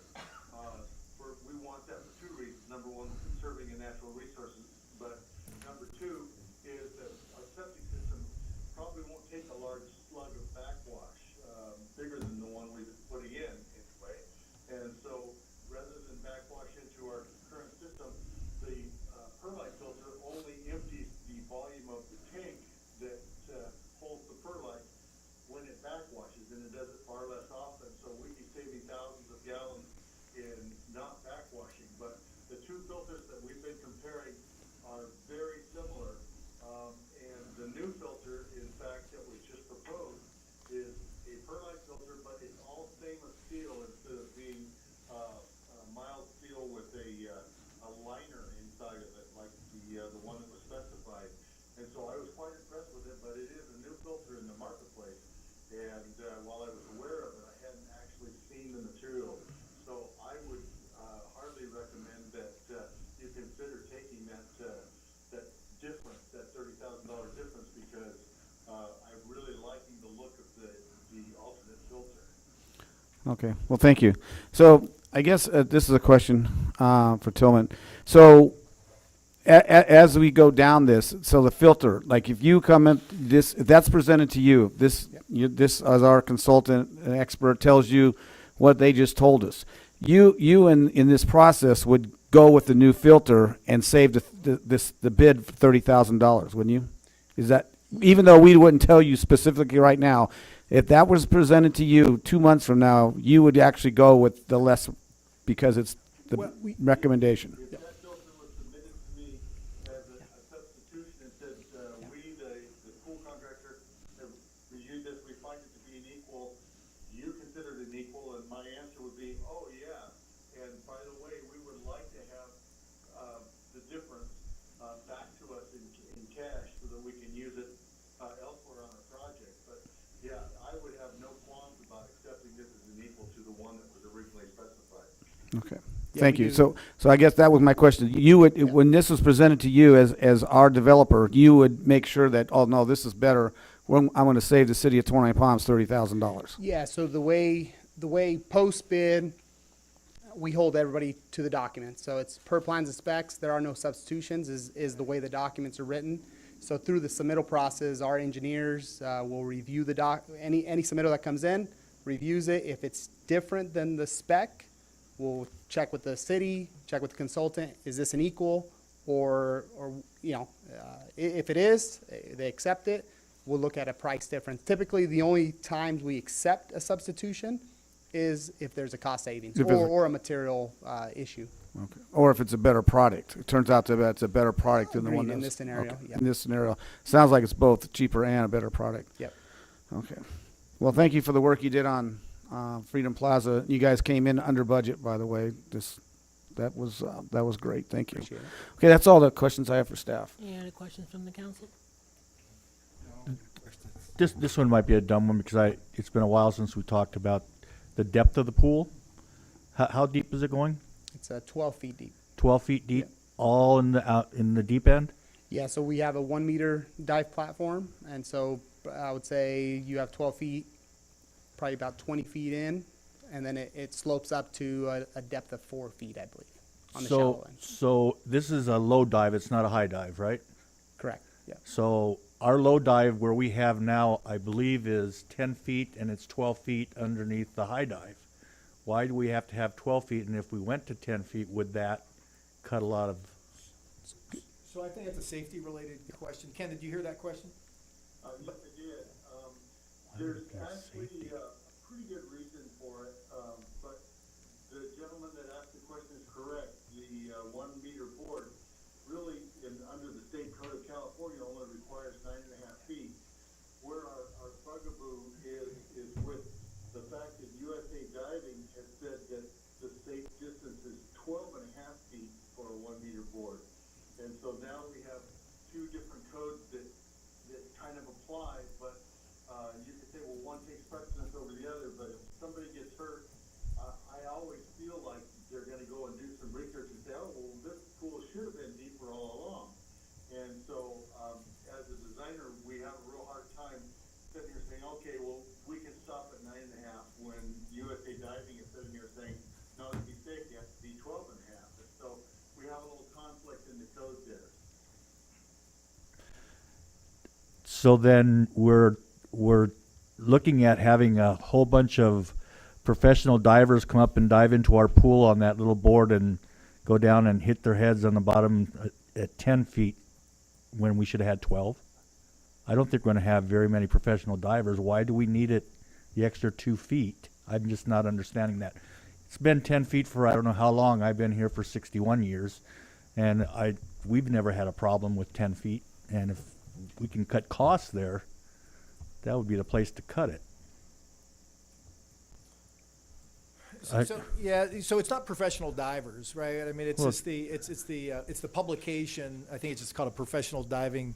You know, what was the U.S. divers,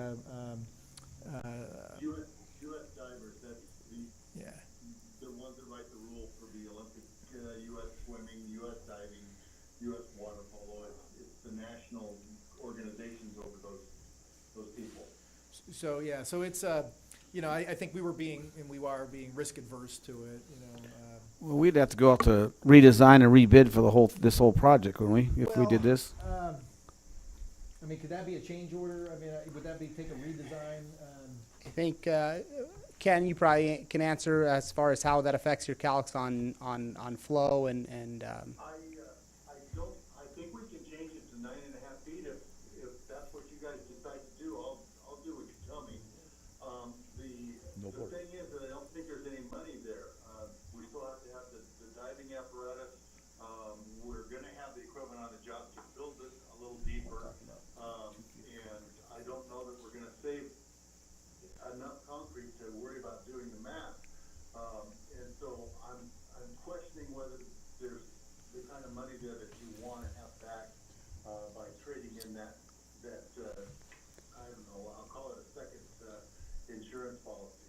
we did price that one out as a potential option, then Ken brought up this, safety issue to us. It was about $20,000 to $30,000 is what the savings was. Every little bit helps.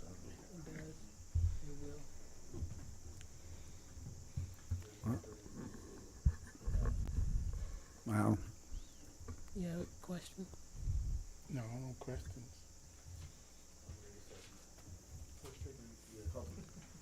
Okay, we'll open it to the public. Any questions from the public?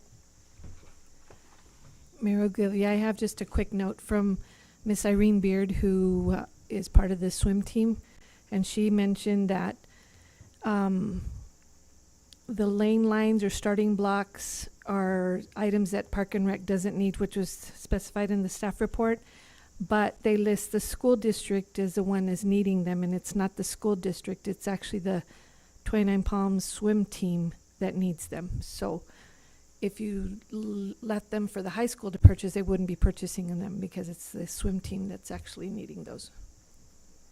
That's all. Okay. All right, any other questions from the public? Back to the council. Well, I want to know how anybody got a hold of our ARPA total, since it's the same total, 6.2. The pool is 6.2. But I'll tell you, you know, this city built, took 12 years to do it. 14, I can't even remember how many years now as far as exact 12 years. Yeah, 12 years to get Freedom Plaza built. It's a great project. It's going to be here for generations and generations. This pool originally was built in 1950. It lasted 72 years. And we have an opportunity right now to build a project that will be here for generations and generations. And I'm more than willing to spend the whole $6.2 million from ARPA on this pool. And then we talk about these other projects in the budget or from reserves, because this project is going to get used. Everyone has seen the comments and heard people, you know, already the pool's been closed for this amount of time, and now they're really questioning because of the heat. But you know, it doesn't get used 100% of the time, all the time. But like the day camp right now, that's a big hole in their program. And this is going to be here for a long time, and it's going to be an efficient pool that it's going to be here for a long time. So my opinion is that we spend the whole 6.2, and then we discussed how we're going to do these other projects. Thank you. Anyone else?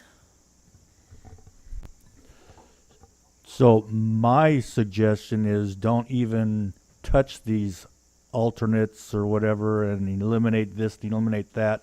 There's a lot of things on here that need to be done that have the same priority as a pool for our citizens. I say we go into the reserves, take that money out of there that we need to come up to 6.2 million and build this pool and get it done fast, because people are mad that we're doing it during the summertime.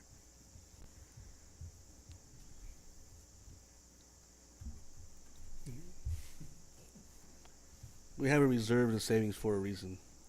This is probably the time we should start taking a little bit out of it. We're being responsible.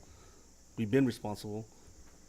So I think it's time we be responsible and do what we got to do.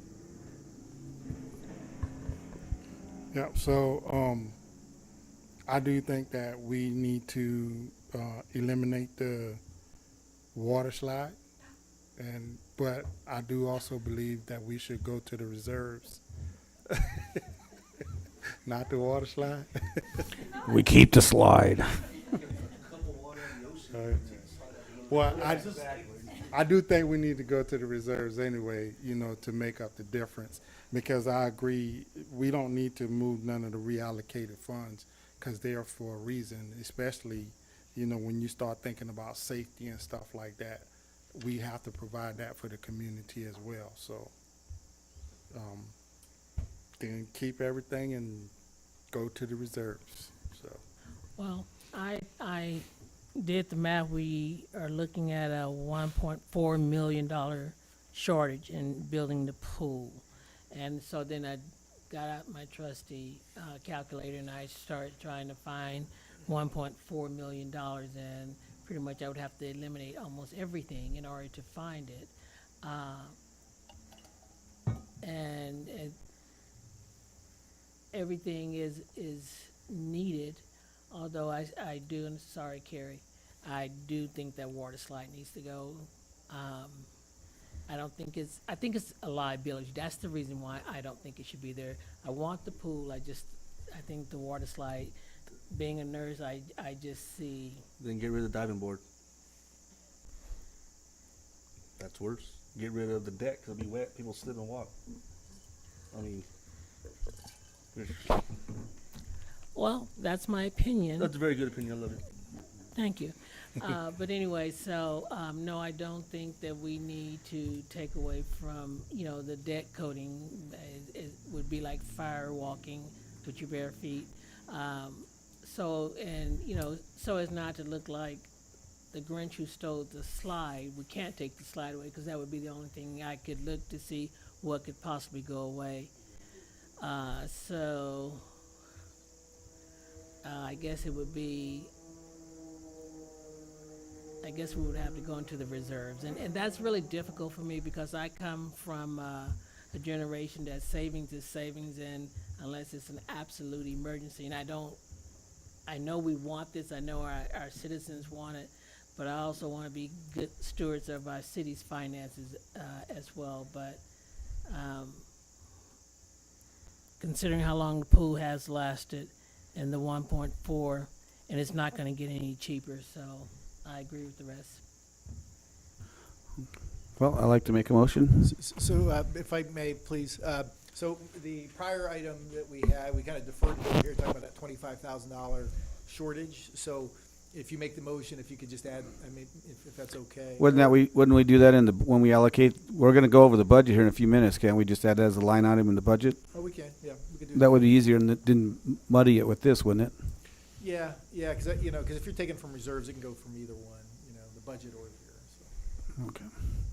Well, my motion is that we allocate $6.2 million, and if we can save money on certain items, that our consultant does that for us. But that's my motion. So just to Is that- clarify that, it's, so the, those value engineering items that we went through in section 2 there, so just that one, that regenerative filter, basically, is that what you're saying? Yes, I want to make this pool nice, and I don't want to just start nitpicking $20,000 out of a $6 million project. Okay, so just the regenerative. The heater, we're not going to take the heater out either because the heater is going to be more efficient. So that wasn't taken out of the total, was it? Out of the $6 million total? No, it's in there, but I'm just talking about the regenerative filter, because you mentioned about whatever the consultants think is a. Well, yeah, if it's a better filtering system or just as good and we can save $30,000, I want them to save I asked him if he would. He said he would do Okay, that. so that's the only one from that 2 section that we'll eliminate. Yes. Or change. The way you're not going to. So I'm not saying to eliminate the heater. No, just the regenerative filter. Not the heater, just the If you regenerative. find something that's comparable that costs less. Yeah. What I'm saying, my motion isn't to eliminate any of I want the new heater. I don't want to eliminate the heater. Okay. So the project is going to, you estimated the project at 6.2 with that $80,000 heater, right? Right. So we're not eliminating the heater. We're putting a new heater in. Correct, yeah. So it's just that filter, that was the only thing, not the heater, but just the filter. The filter is, if we can save the $30,000, I'm okay. If that needs to be in my motion, then I'll do it. But I don't know Does that, Well, I just wanted to be clear on that, because that really was the only one that I thought was acceptable to the council. So we'll move forward with that $30,000 savings, if that is. but you're not taking my motion as that we're eliminating all these other items? Correct. Just Okay, just that one item, just that filter. okay, okay. We're not even there yet. We'll get to there when we get to the budget, if that's what you want to talk about, but So, no. so let me get your motion correct. We have 48, we need 62, Yes. right? Yes. So you're saying leave everything on there, the alternate, don't eliminate anything except for the heater, possibly. No, not the heat. The heater's getting replaced. The only thing I'm Okay. saying is. Or the filter, I mean. The filter, yes. Okay, okay, got that, okay? And then the rest of the money is gonna come from our reserves. Correct, yeah. That's what staff hears. I will second that and keep the safety 12 foot in the deep end. Thank you. Roll call, please. I had to get that in, sorry. Councilmember Klink, Oh, yes. Councilmember Bilderine, Aye. Councilmember Mintz, Aye. Mayor Pro Tem Wright, Aye. Mayor Ogilvy. Yes. Approved 5-0 as mentioned.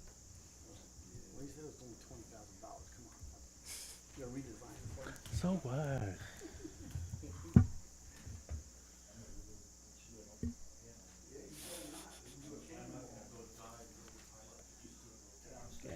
And So I can thank you, fit Ken. through that slide, right? All right, good to go. I'm going.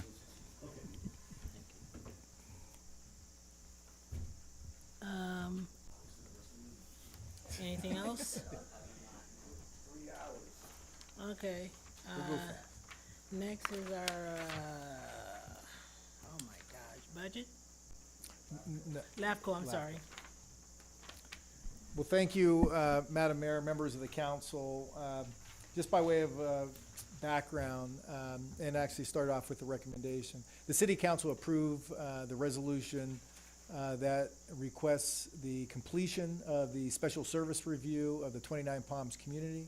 That includes the city of 29 Palms, 29 Palms Water District, and the 29 Palms Public Cemetery District without any additional action. So back in September of last year, 2021, the city council by resolution requested LAFCO to perform a special service review to look at our community of limited resources to see if there was an efficient process for potential consolidation of services. LAFCO performed their review in draft, and staff is recommending that through this resolution, we can conclude or finish this analysis. While there were some benefits, keeping our status quo is the goal. However, as the report suggested, and it's within even the resolution, that there are opportunities outside of consolidation that we look at ways to save money within our community by reducing redundancies and that overlap in our three organizations. So that is the resolution that is in front of you this evening. Again, just in summary, that it will conclude it. LAFCO will receive and file the LAFCO report, so they won't have any actions, assuming this resolution does pass. But again, within that resolution, it does look at for potential savings, to work towards the potential savings amongst our three organizations outside of consolidation.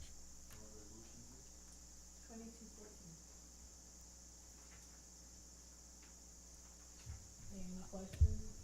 I'm ready to make a motion after the public. Any questions from the council? Open it to the public. Any questions? Close it to the public. I make a motion, City Council approve resolution number 2214 that requests the completion of the special service review of the 29 Palms community that includes the City of 29 Palms Water District, and 29 Palms Public Cemetery District without any additional action. Second. Roll call, please. Councilmember Mintz, Aye. Councilmember Bilderine, What? Aye. I was making sure I didn't say anything about taking over because people like reading things, so I was making sure it wasn't on there. Aye. So that would be a yes. Councilmember Klink, Yes. Mayor Pro Tem Wright, Aye. Mayor Ogilvy, Aye. approved 5-0. Alrighty, next is proposed budget revision of Project Phoenix funds for fiscal year 2022 to 2023. Yep. Did I skip? I get the lead for that item.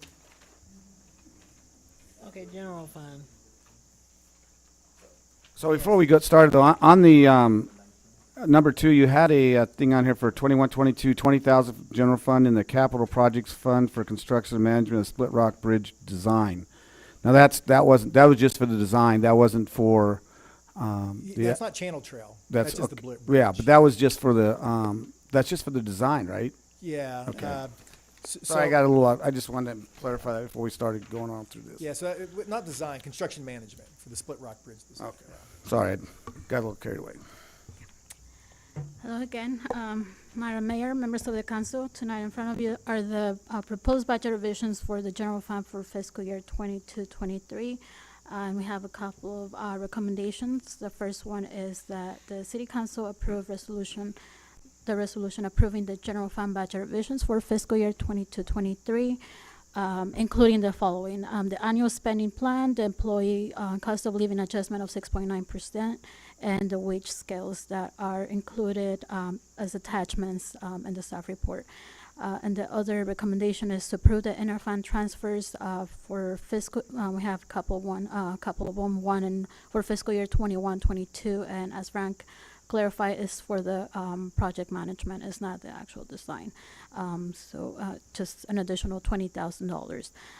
And then budget transfers for 22-23, and we have $3.3 million from the general fund to the capital projects funds for capital projects, including the Lucky Park Pool upgrade that we just talked about, replacement of light poles at Lucky Park Pool.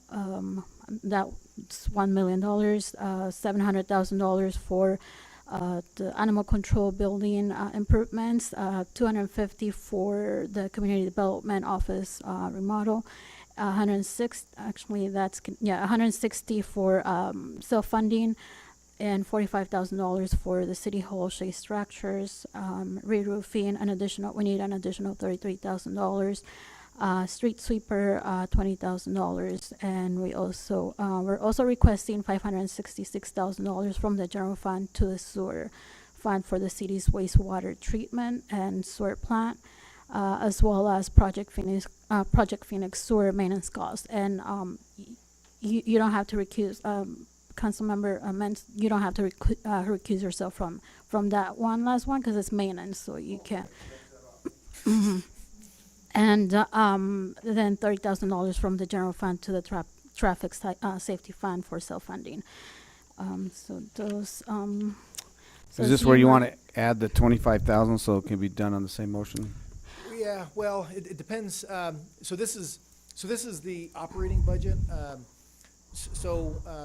We would be taking it out of reserve. So we wouldn't change our budget. We would just be taking it out of reserve. So it's probably an appropriate place for that. It won't change the budget. Right. It would just kind of take it. It would be probably a transfer. Yes. So it would be a transfer from from the reserves from the general fund to the capital project. So we just want to add that in there, 25,000 for Split Rock Trail under the transfers. Channel Trail. Yeah, so an additional $25,000 for the Channel Trail, and then $1.37 million for the Lucky Park Pool. Because it was 1.4, but then we removed the filter. Is that correct? Okay, so that's $1.37 million for the Lucky Park Pool. And I just wanted to, and I was going to touch on this, but if we do this transfers, then our reserves will be at 36%. So we'll bring something in the future to adjust what we currently have as a policy of 60 to 65%, because that's something that will be looked at as part of the audit. They do look to see that we're in compliance. So we'll bring it within the next couple of months so that way we're ready for the next year audit. Okay.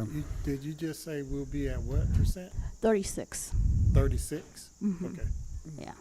I do have I don't know if either you can answer or Frank can answer. On this street sweeper, the 20,000, I thought Burtech was paying for that. Yes, so what we do there is we spend for what is it for the street sweeper, and then whatever it doesn't, whatever, because we have up to $120,000 Right. for the street sweeper. So whatever we don't use. Say our expenditures were only $90,000 for the year, so the difference will transfer to the capital projects Oh, okay. fund. Okay, I just So like it's when I not saw that, I actual- thought we were paying they're paying for that. I just- Right, right. So we're putting money to the side Mhm. because we're gonna have to replace that street sweeper. Right. So Yeah. that's- Okay. No, Yeah, that's- and thank you. if that number might get adjusted once we bring it for the mid-year adjustments, because our expenses might be more or less depending Okay. on No, the when I activity saw throughout that, the I was year. just like, wait a minute. Yes. Okay, so if you don't, Councilmember Bilderman, do you have a question about the shade structure? Thank you. if you don't mind opening the PowerPoint for the general fund, please. And I'll try to go over real quick, because we didn't really have that many adjustments from the preliminary budget that we brought on May 24th, So I'm sorry, the PowerPoint that's attached here? No, there's one on the, well, it didn't change, so yeah, that one's fine. Is that fine? Okay. Okay. But you have one on the desktop too? Or either one? Yeah, yes, yeah, whichever is fine. So just quick background. So as you may recall, we had the preliminary general fund budget revisions on May 24, and this budget the proposed budget is for final review and approval. We're also bringing the Project Phoenix and the special funds. We're going to bring them on July 20th. Next, actually, you can skip that one. It's the next one. Like I said, there wasn't that many adjustments from the preliminary budget. So our adopted budget was $620,000 versus our revised $230,000. And again, a lot of it is because of that one-time items like the ARPA funds and all those transfers. We also increased our TOT revenue, but it wasn't, as we're forecasting that it's going to be about $2 million. So, can you please go to the next slide?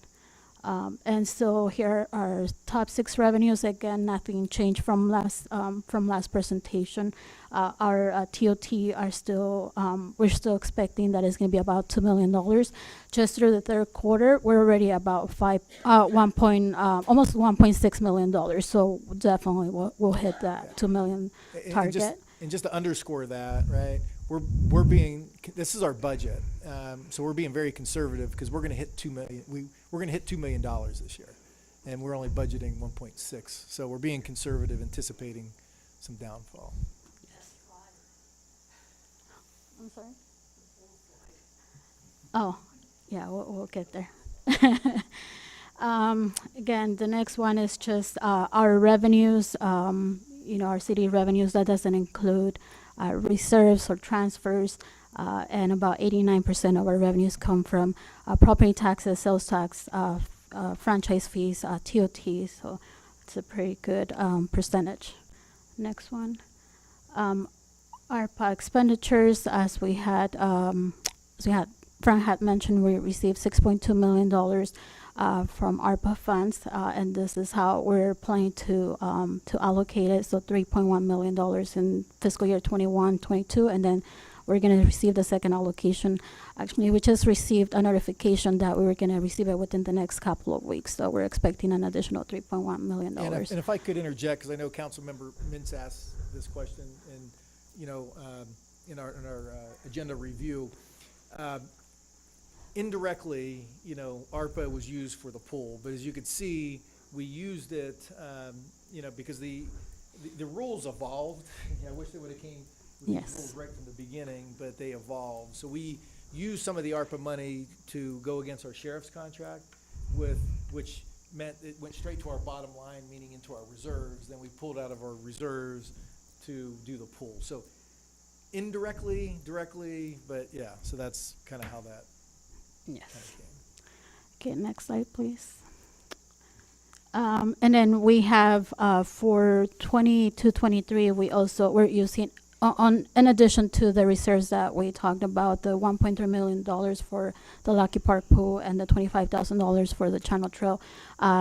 This reserves were approved back when we brought the budget last year for approval, and council approved $700,000 for the animal control building improvements, as well as $84,000.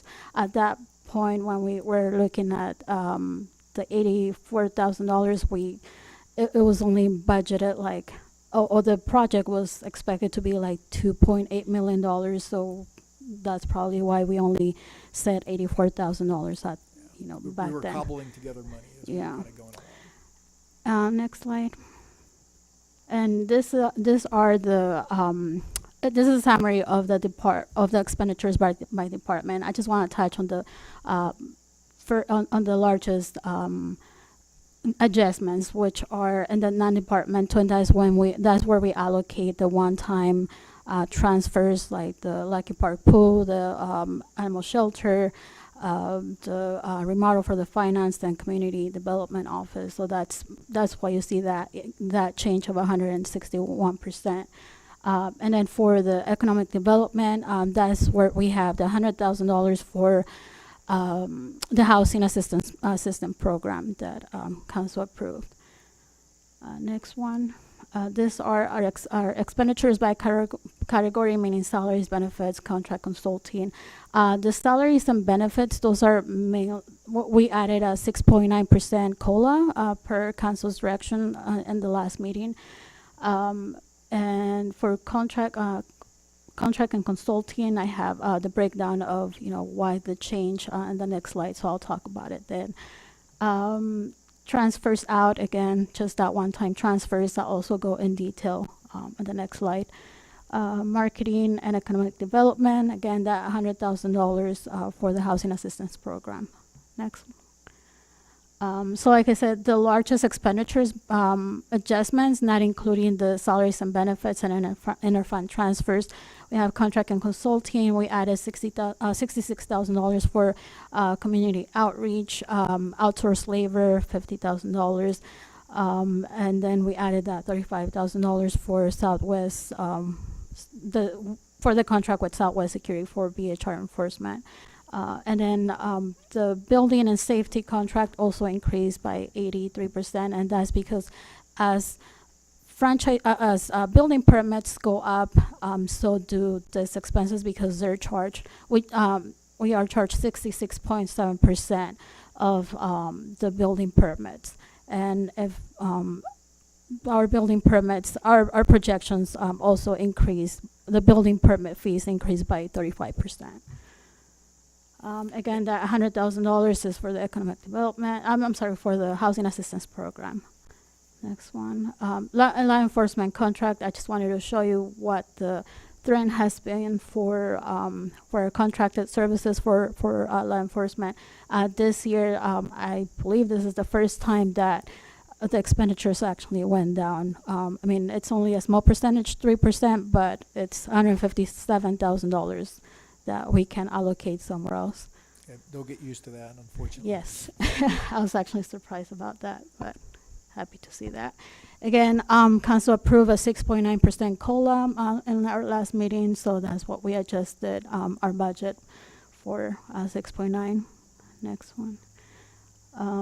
So again, not the entire increase. It wasn't due to COLA. It was we had other adjustments, new positions, and other salary adjustments.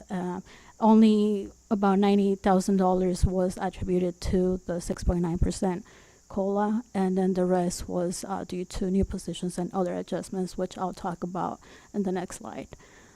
So the new positions that we're adding is a senior finance tech as a part-time. We currently have Cindy Canary full-time, but she wants to retire eventually, and so we need to bring in a full-time person, which we had in the budget, but we need to budget now for a part-time person.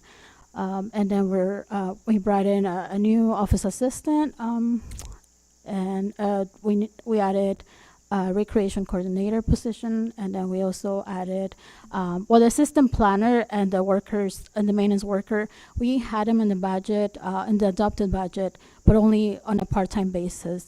But the assistant planner actually is going to stay for the entire fiscal year as full-time, so we needed to make that adjustment.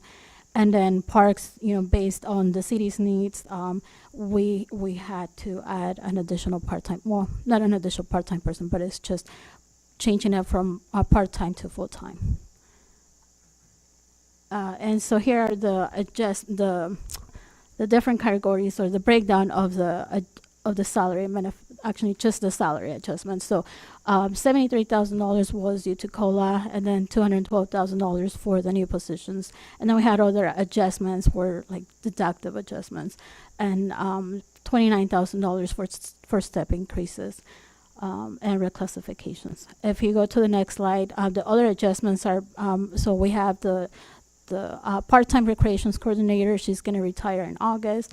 And then due to the Lackey Park pool closure, we reduced those salaries by 50%, because we thought that only the park is the pool is going to be open by May, so we'll have May and June salaries to account for. And then we also adjusted the public works. Actually, the general fund is going to absorb 20% of public works wages, where they used to go to Article 8, but with the elimination of Article 8, we have to absorb those costs. Next one. Okay, so these are all the one-time transfers that I was referring to. Again, we already talked about this over and over, but it's, the Lucky Park pool 1.9%, and on top of that, we're going to increase it by 1.3%, for the reserves.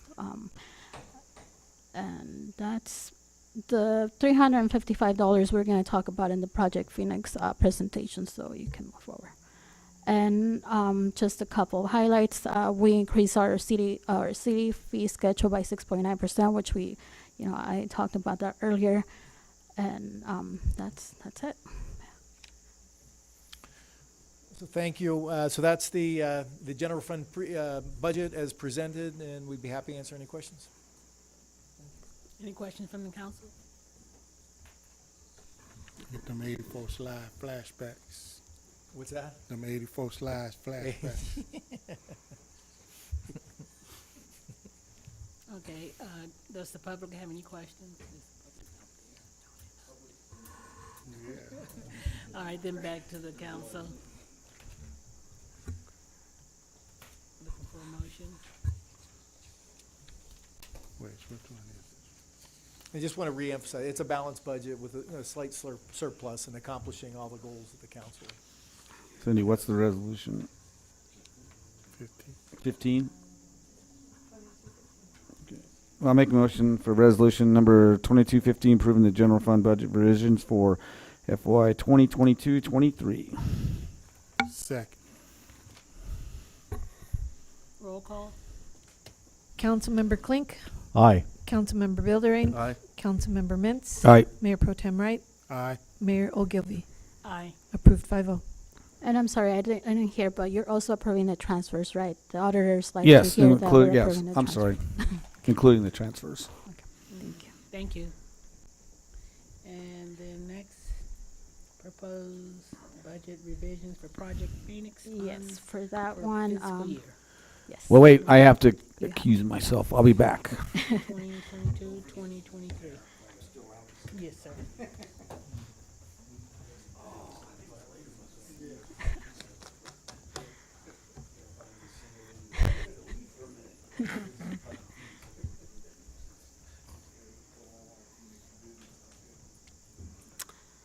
Okay, thank you.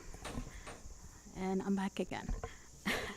Okay, so for this agenda item, I have a couple of recommendations. We have a couple of recommendations as well, and that's that the city approve the resolution for the budget revisions for the Project Phoenix funds for fiscal year 22-23, as well as one interfund transfer in the amount of $144,550 of a transfer from the capital projects fund to the sewer fund for the design of the Project Phoenix wastewater treatment plant. And if you open up the PowerPoint, actually, yeah, there's a PowerPoint, if you don't mind. Just in the staff report? Yeah, thank you. Next one. Okay, so the Project Phoenix funds account for the activities associated with the city's downtown revitalization project that is expected to be completed and during fiscal year 22-23. And some of the costs that are remaining, actually, let me just give you, go to the next slide. Yeah, so this is a summary of all the funds combined, and we have about $1.7 million from grants for the costs that are still remaining, as well as $1.5 million from reserves, and expenditures are about $2.8 million, so that gives us a surplus of $437 that we will still have. But I wanted to give you the breakdown of the surplus because we actually have a deficit for the sewer enterprise fund. If you go to the next slide, please. So we have about $793 in the housing bond reserves, and on top of that, we're projecting that we're gonna get about $438,000 for the hotel that we're expecting to sell, and it was approved on January 25th of this year. But what we don't have is $355,000 for the package treatment plan. And so what that is we have a grant from from EDA, and they're gonna fund about $1.6 million of the total project, which is gonna be about let me see. If you go to the next slide, I think I have the breakdown. Yeah, it's about $2.1 million. So we have to do a city match, and the city match is what we don't have funding for. So, as we go through, through the year, we're going to see what our reserves are. And I don't know if we can also get direction today that we can use city reserves for this $355,000 city match that we have to do for the package treatment plan. We can also include that today. Yeah, so as mentioned before, the TOT, TOT's $2 million, at least tracking this year, and we budgeted 1.6. So chances are we're gonna have $300 and some odd thousand available for that match. Just like what we're dealing with now, we're kind of waiting and see how the cost of the package treatment plant kind of comes in play. So I know Abigail and I haven't talked about this yet, but I'd defer this until mid-year, just to kind of see, as we get the design done and everything for the package treatment plant, those costs, will start to materialize a little clearer. So sorry about that. It's okay. So if you look at the slide, so total projected costs for Project Phoenix are about $2.8 million. And again, most of it is that package treatment plan. A lot of it we're probably going to completing the remainder of the projects by, maybe the first quarter of the year. So by the mid-year budget, I don't think we're going to have any other capital improvements for Project Phoenix. Other than that package treatment plant. Hopefully get all those storefront improvements all done. Oh yeah, that's the biggest one. And so that concludes my presentation. And like I said, we just have the two recommendations. The City Council approved the budget revisions and the one interfund transfer of $144,000. Okay. Any questions from the council? Open up to the public. Any questions? Close. Back to the council. Okay. I make a motion that, we approve resolution number 2216, approving the budget revision for Project Phoenix. I can't read it.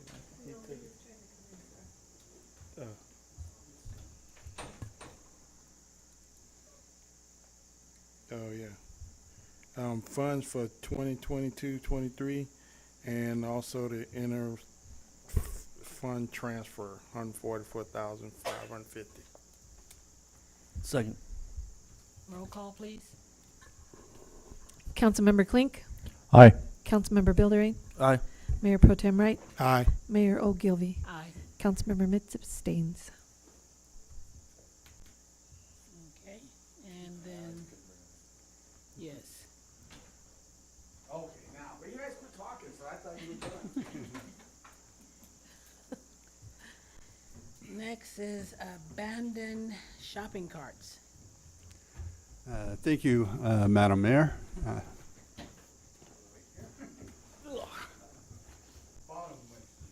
Yeah.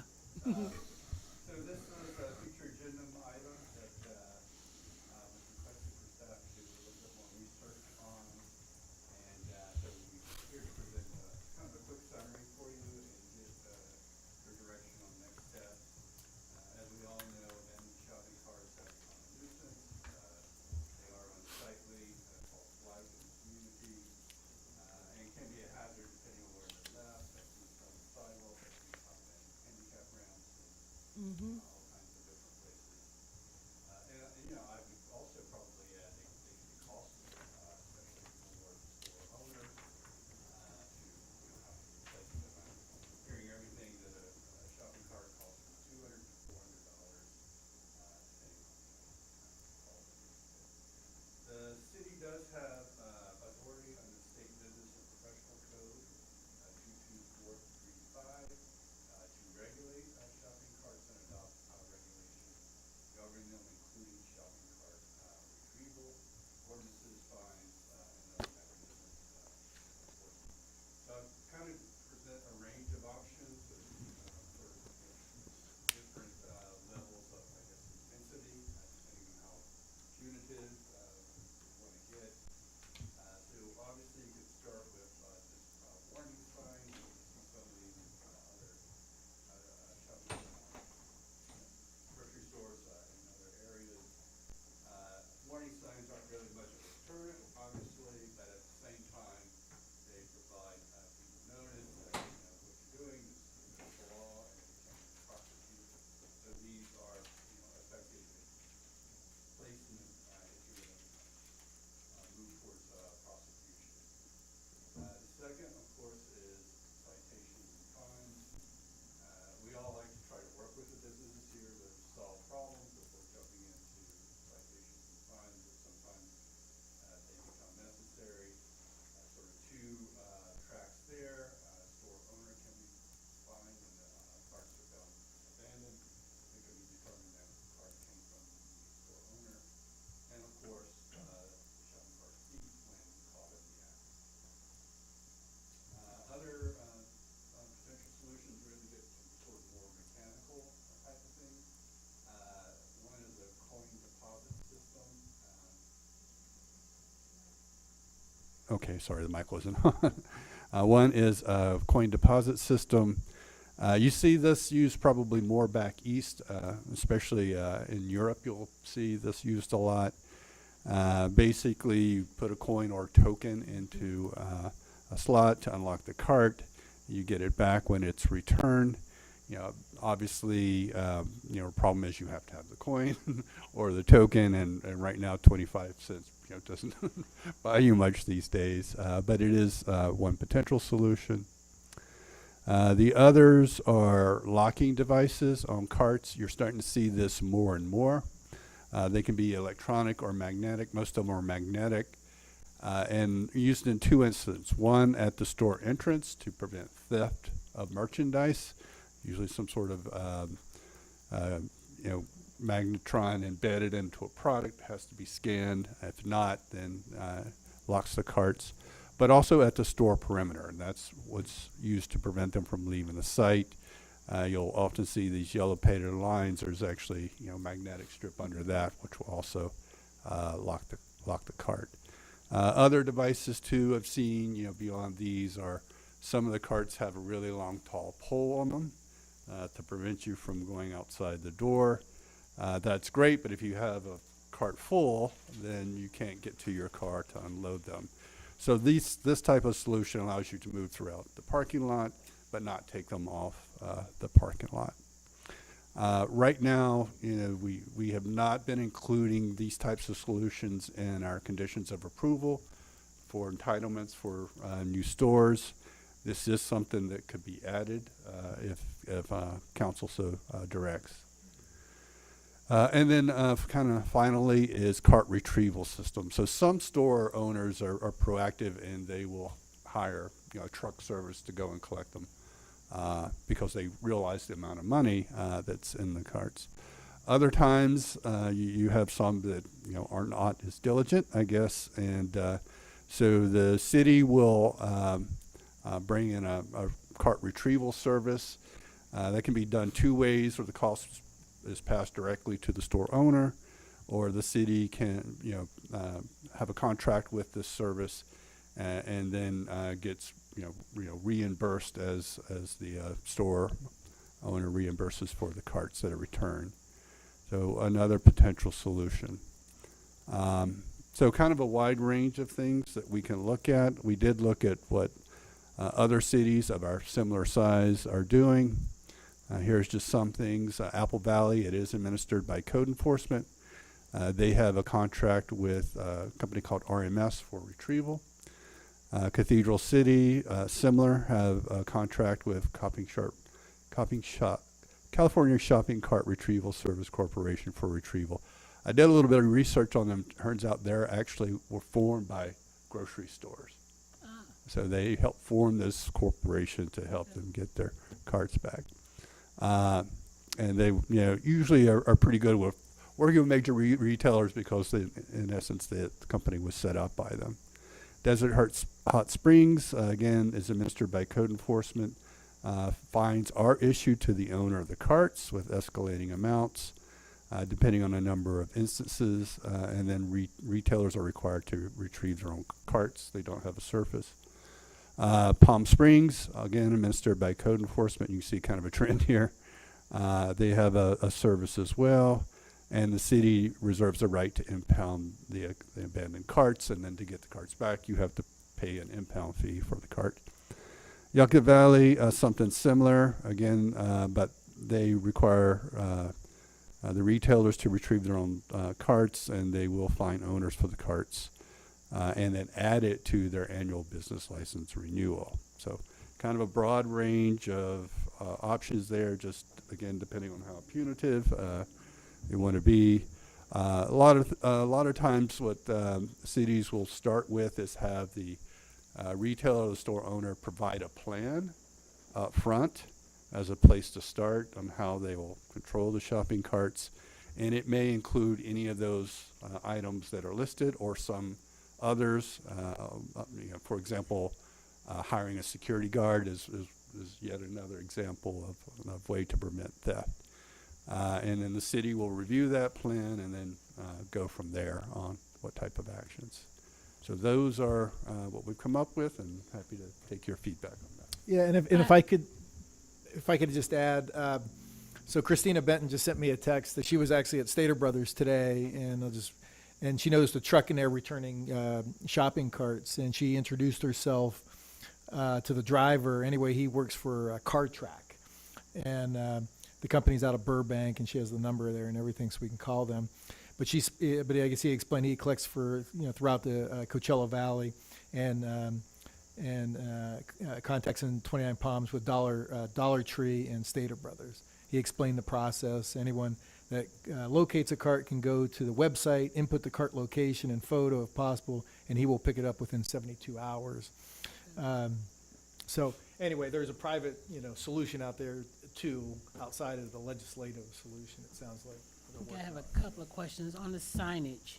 Which have you or your staff seen more of? I'm definitely seeing both of these, and actually I've seen these on the carts themselves. Okay. Kind of another warning, but in the parking lot or at the exit to the parking lot.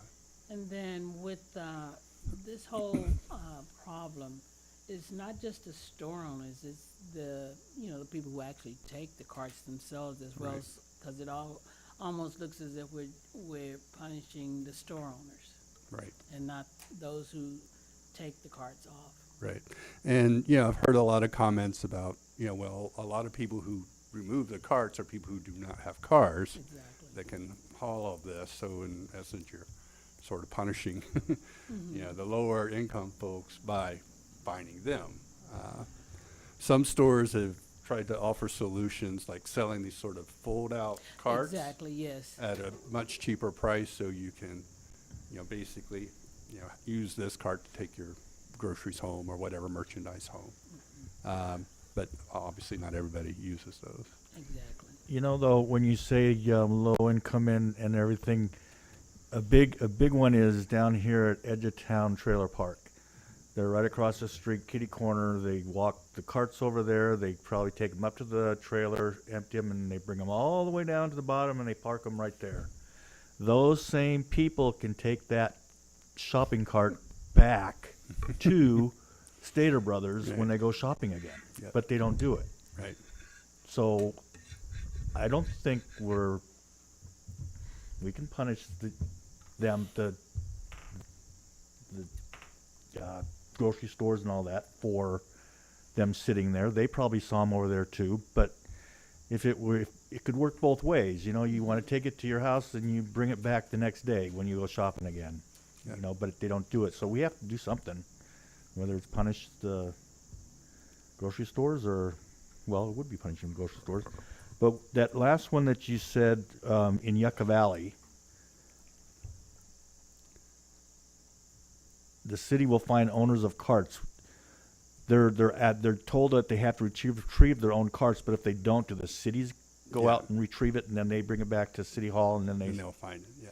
they'll find them, and do they then take it to the store because it says they'll add the cost of the annual business license? I think they probably bring it to their impound lot, but I'm Okay. not totally sure on that one. Where would we put an impound lot? It'd be our Public Works. Public Works. maybe, Public Works? Yeah. Check with Craig to see if he's got any more room, but yeah. So have we checked with, that sounds like Christina talked to, but we haven't actually talked to Stater Brothers Corporate to find out what their plan is, what they've already done? No, I did talk to some of the recent approvals, such as Grocery Outlet, and they said, well, we haven't found it to be a problem in our stores. However, I saw another YouTube video where it was a problem. And the same Dollar General said the same thing. So those are the two that we have under, you know, entitlement construction now. But Dollar General, you can't leave their store now, right? Don't they have one of those, Rite Aid for is it sure. Rite Aid? does. Okay. Yeah, but you can just pull those underneath and just. really? Yeah, there's ways, and even There's the ways to get out magnetic of there. strips, there's ways you can lift the cart up and, or heavy, right? Can we maybe call all of the businesses here in town that have shopping carts and sit down with them and discuss this and see if they can come up with, As you know, opposed to legislatively? right? Or you know, or if we can say, okay, you guys can't come up with something. This is what we're gonna do, Yeah. and you're gonna have to live with it. But we would rather have you take care of it. I think if we sat down with them first before deciding what we're gonna do, I think we might have. Yeah, a because if better- they got together and contribute to this cart retrieval corporation instead of us, I'd rather not be fining people for more stuff, because code enforcement, we'd have to hire another person if we're going to do this. This is not something I'm super excited about fining people for. Well, and because it's not just the stores, it's not just the retailers. No, it's not, and that's what you guys have been talking about. Just It's not one part of the party is being punished. right. Well, that was gonna be my suggestion, is talk to the stores first and see what they say before we go. Punitive. And don't just meet with each one individually. Have all of them Yeah, together, together. so they can and take pictures of whenever you see carts out there. Take pictures and have them all there for them, because that's a shopping cart dealership right there on the 29 Palms Highway by edge of town. Take some of those. You're and- talking about by staters or? Yeah. Okay. I mean, there could be 10 of them sitting there at one time, and they're all in a row, sideways, just like they were sitting on a car dealership. And then also I've seen people who stay at the, what is that, the Marriott, Mm-hmm. pushing shopping carts, Yep. so. Okay. All Thank right. you. I think we have direction. All righty. Future council initiative items. I have none, Madam. You have none? I have one Yes. that has to be approved with another one. We are in a drought. We see a big fire in Wrightwood. I would like to have an ordinance or whatever we need to do to prohibit open fire pits until further notice due to the drought. Propane is okay, because it doesn't throw off the embers like wood would in the fire pits. What if they have a spark arrestor? That would be fine, but as long as they Just have no open. no fire. open. You know, like a lot of them will dig a hole and then they'll put the wood in and they'll. Yeah, we talked about this a little bit within the vacation home rental ordinance, I remember. And, yeah, because currently the county fire, they don't have any restrictions on it. And I don't think we, as far as an open fire. Do they have? Well, I think they do, yeah. have a restriction right now.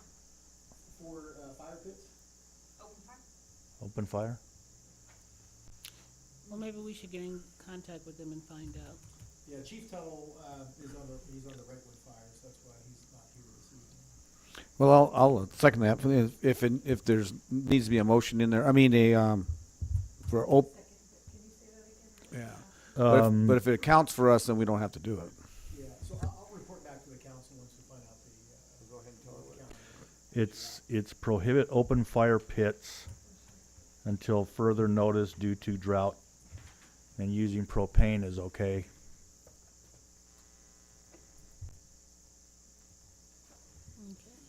Anything else? All right, public comments. This is the time for the public to address the city council on issues within the jurisdiction of the city council that are not on this agenda. All components are to be directed to the city council and shall not consist of any personal attacks. Members of the public are expected to maintain a professional, courteous decorum during their comments. There is a time limitation of 3 minutes per person. If you haven't already done so, please fill out a name and address slip and give it to the city clerk. The city council is prohibited by state law from taking action or discussing items not included on the printed agenda. Public comments or specific agenda items will be deferred until consideration of the item on the agenda. Anything from the public? I'll get you out of here by 9, easy. Hi. Hi. It would be great if the council could look at setting up procedures for, speaking of vacation rentals, but overall community protocols for nuisance and complaints. Right now, it's kind of willy-nilly. People don't really know where to go. Of course, we've got our security team that we can work with, but like spell it out, like what the expectations are. And it's not specific to VHRs. I think it's overall globally for the city, so people know who to call, how to contact, and I think it's really going to alleviate a lot of added work on code enforcement, because right now that's the de facto location. So now that you've really, nicked some things off the list with VHR's been wrapped up and all these other things, I think that might be the next step, is to talk about setting up procedural expectations for the community to follow overall. So that's my recommendation. Thank you.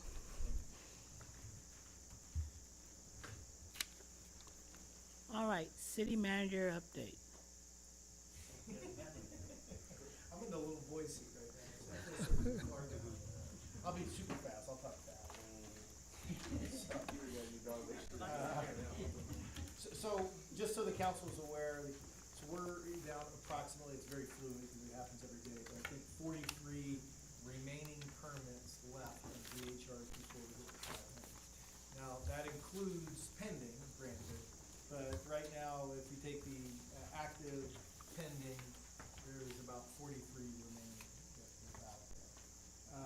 So what that means is we gotta start the process, we gotta start working through this. I think I mentioned it earlier, with the inactive. Because I'm sure there's gonna be somebody who's 501, 502, 503, et cetera, that wants to get in, and there may be some within the 500 that really don't use it. And that was one thing that was spelled out in the code. Now we gotta figure out how we implement that. So that's one of the things that we need to figure out. Homeless is becoming a bigger problem, as council's aware, Randy. I just got notice right before the meeting, actually, that, the flood control channel that they were in, that we removed them from, some of them moved to AutoZone, some of them moved to our senior center. So, it's just from one location to another location. So it's a, continued issue, just a different location. It's not part of the city process, but just wanted to inform the council, approval that we didn't have to do, but it's part of our contract. Burtec will also be, raising their rate. I mean, everybody, given this environment, is raising their rate. So Burtec will be raising their rates. And within the contract we have, their max CPI is 6%. They can't go any higher than that. And so obviously it'll be, at that rate of 6%. Then finally, wanted to thank the council for the review that you gave me tonight, but it's truly about the staff. We talked about it in closed session. Ms. Viescas, Mr. Clark, Ms. Hernandez, and others that are obviously not here. Ms. Gentry is gone, I think, right now, and the entire staff, right? You as a council give me the marching orders of these things to do, but I don't, pave the roads. I don't, put the recreational. I don't approve the projects, do the meeting minutes, and et cetera. And we do have a great staff, and it's cliche, but it's true. It takes a village, right? And so thank you for the review, but that is a reflection of the entire staff, and I thank the staff for that support. So, and that's it. Hopefully I was fast enough. All right. Meeting is adjourned. Did staff ask you to say that? Yeah, this is the little boy seat here. This is well, they used to give that one to me out here all the time until I tried told them to get it out of here. But